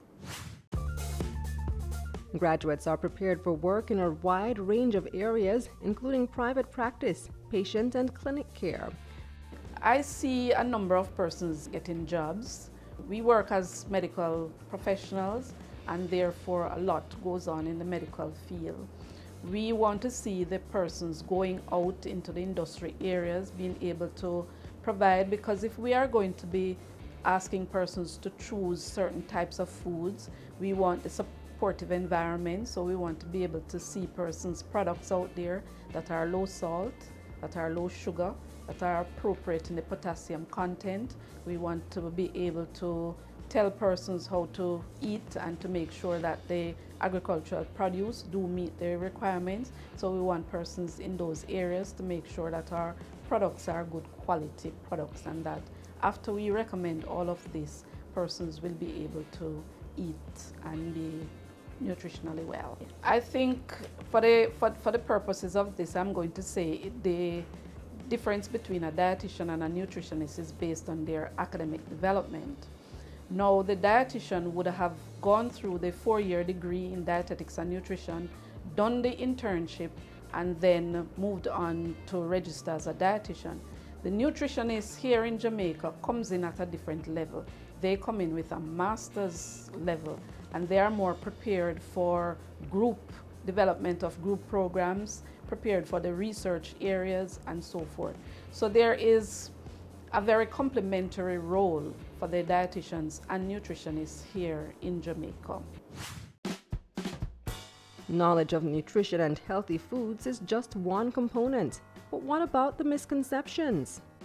There is opportunities for growth and development. We can see, as I said, in Jamaica, we are just starting out, so there is a lot in terms of product development, there's a lot in terms of research, there is quite a bit in terms of marketing of the services for these individuals. I'm not sure if you have seen any dietitian working with a chain of supermarkets as yet, which would be something that would give persons on-the-spot information and so forth. So there is quite a bit that could happen as it relates to development and scope for these persons. And we didn't even talk about the changing nature of how we would want to change the food service industry. Because if we are going to promote that persons should make healthy choices, if they want a low-fat choice, that low-fat choice must be on offer for them to be able to access those low-fat, low-sugar, and so choices. Compensation is based on where you work and the level that you are at. So somebody starting out very junior is going to start out with a junior salary, and many of those persons, the salary is what is paid by the government. So if you're a paraprofessional with the government in the technical services, that is what you would get at the paraprofessional level. And at the professional level where the dietitians start, you would be getting the same as, say, the pharmacists or the radiographers or so, the same basic salary in those areas. So it's comparable to those other paramedic professions that they would get. And as persons move on to different areas, depending on where you're at, you could command your good or better salaries. AVA is calling out the government to take a step in assisting this field in further developing its growth in Jamaica.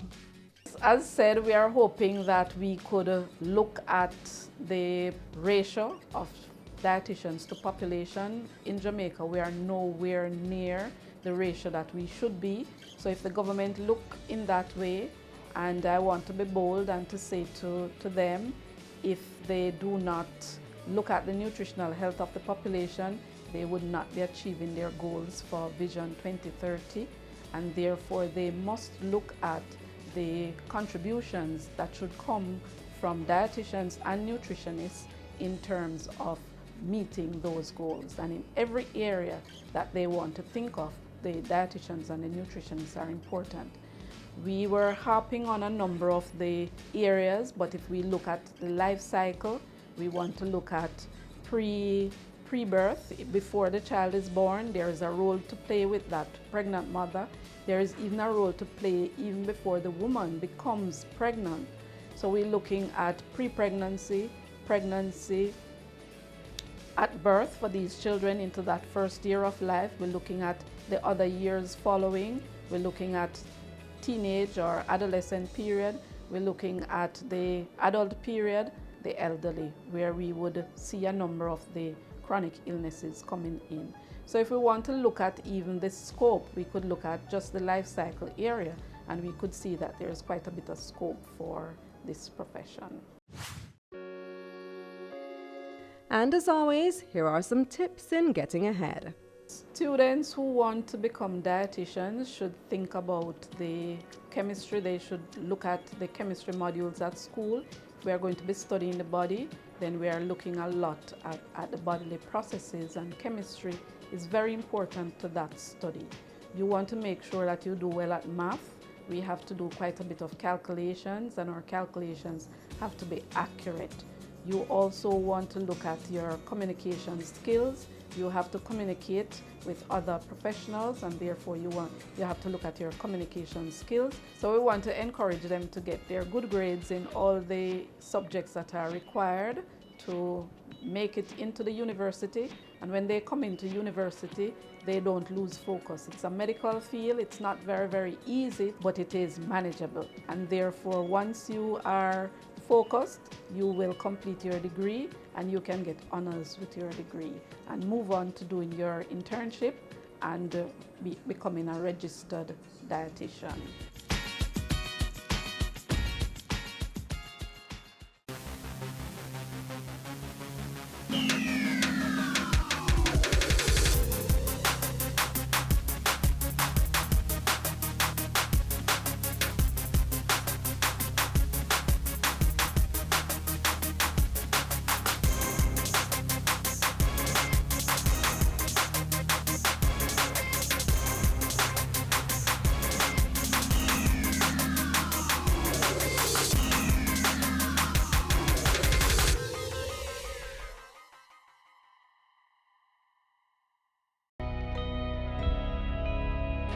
The business community has suffered tremendously due to extortion. Some have not just lost their businesses, their jobs, but lost their lives. This is extremely impactful to the growth of our country and to the progress of our people. We are our brother's keeper. Let's put a stop to this. No more use of force. No more use of fear. No more extortion. No more. We are back with another exciting, innovative, and inspiring season. It takes a lot of stick-to-itiveness, being consistent and persistent in whatever you're doing. That's the bottom line. Business exists to add value to people's lives. And if we're not doing that, might as well we knock down the store and just call it a day. It's a season 3 of Creating Wealth, Mondays at 8 p.m. on Business Access TV.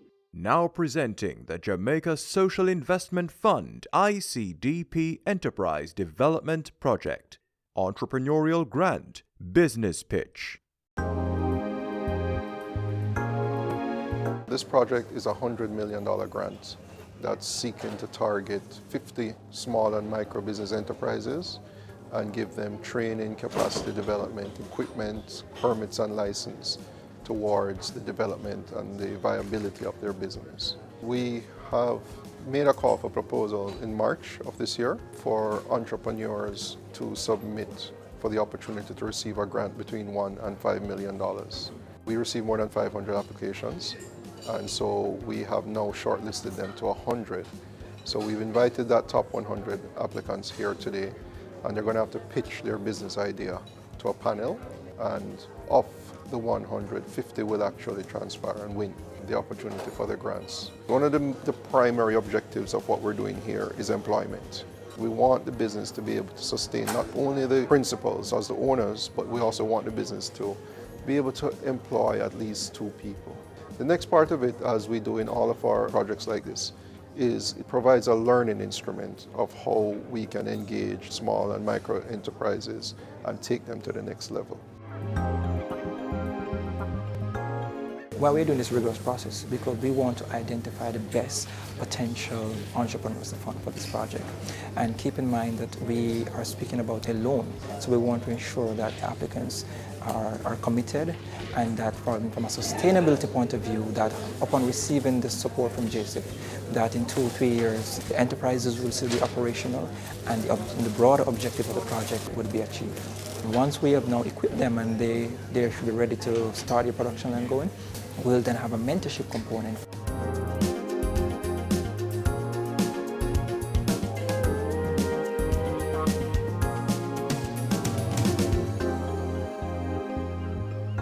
It has been a very competitive process.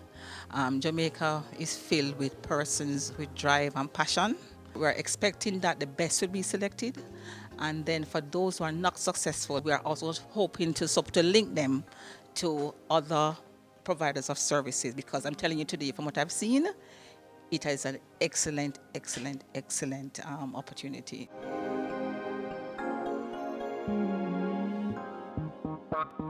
It's worthy of note that many persons coming here today already have some kind of semblance of a business, but they need the additional support to move that business to the other level.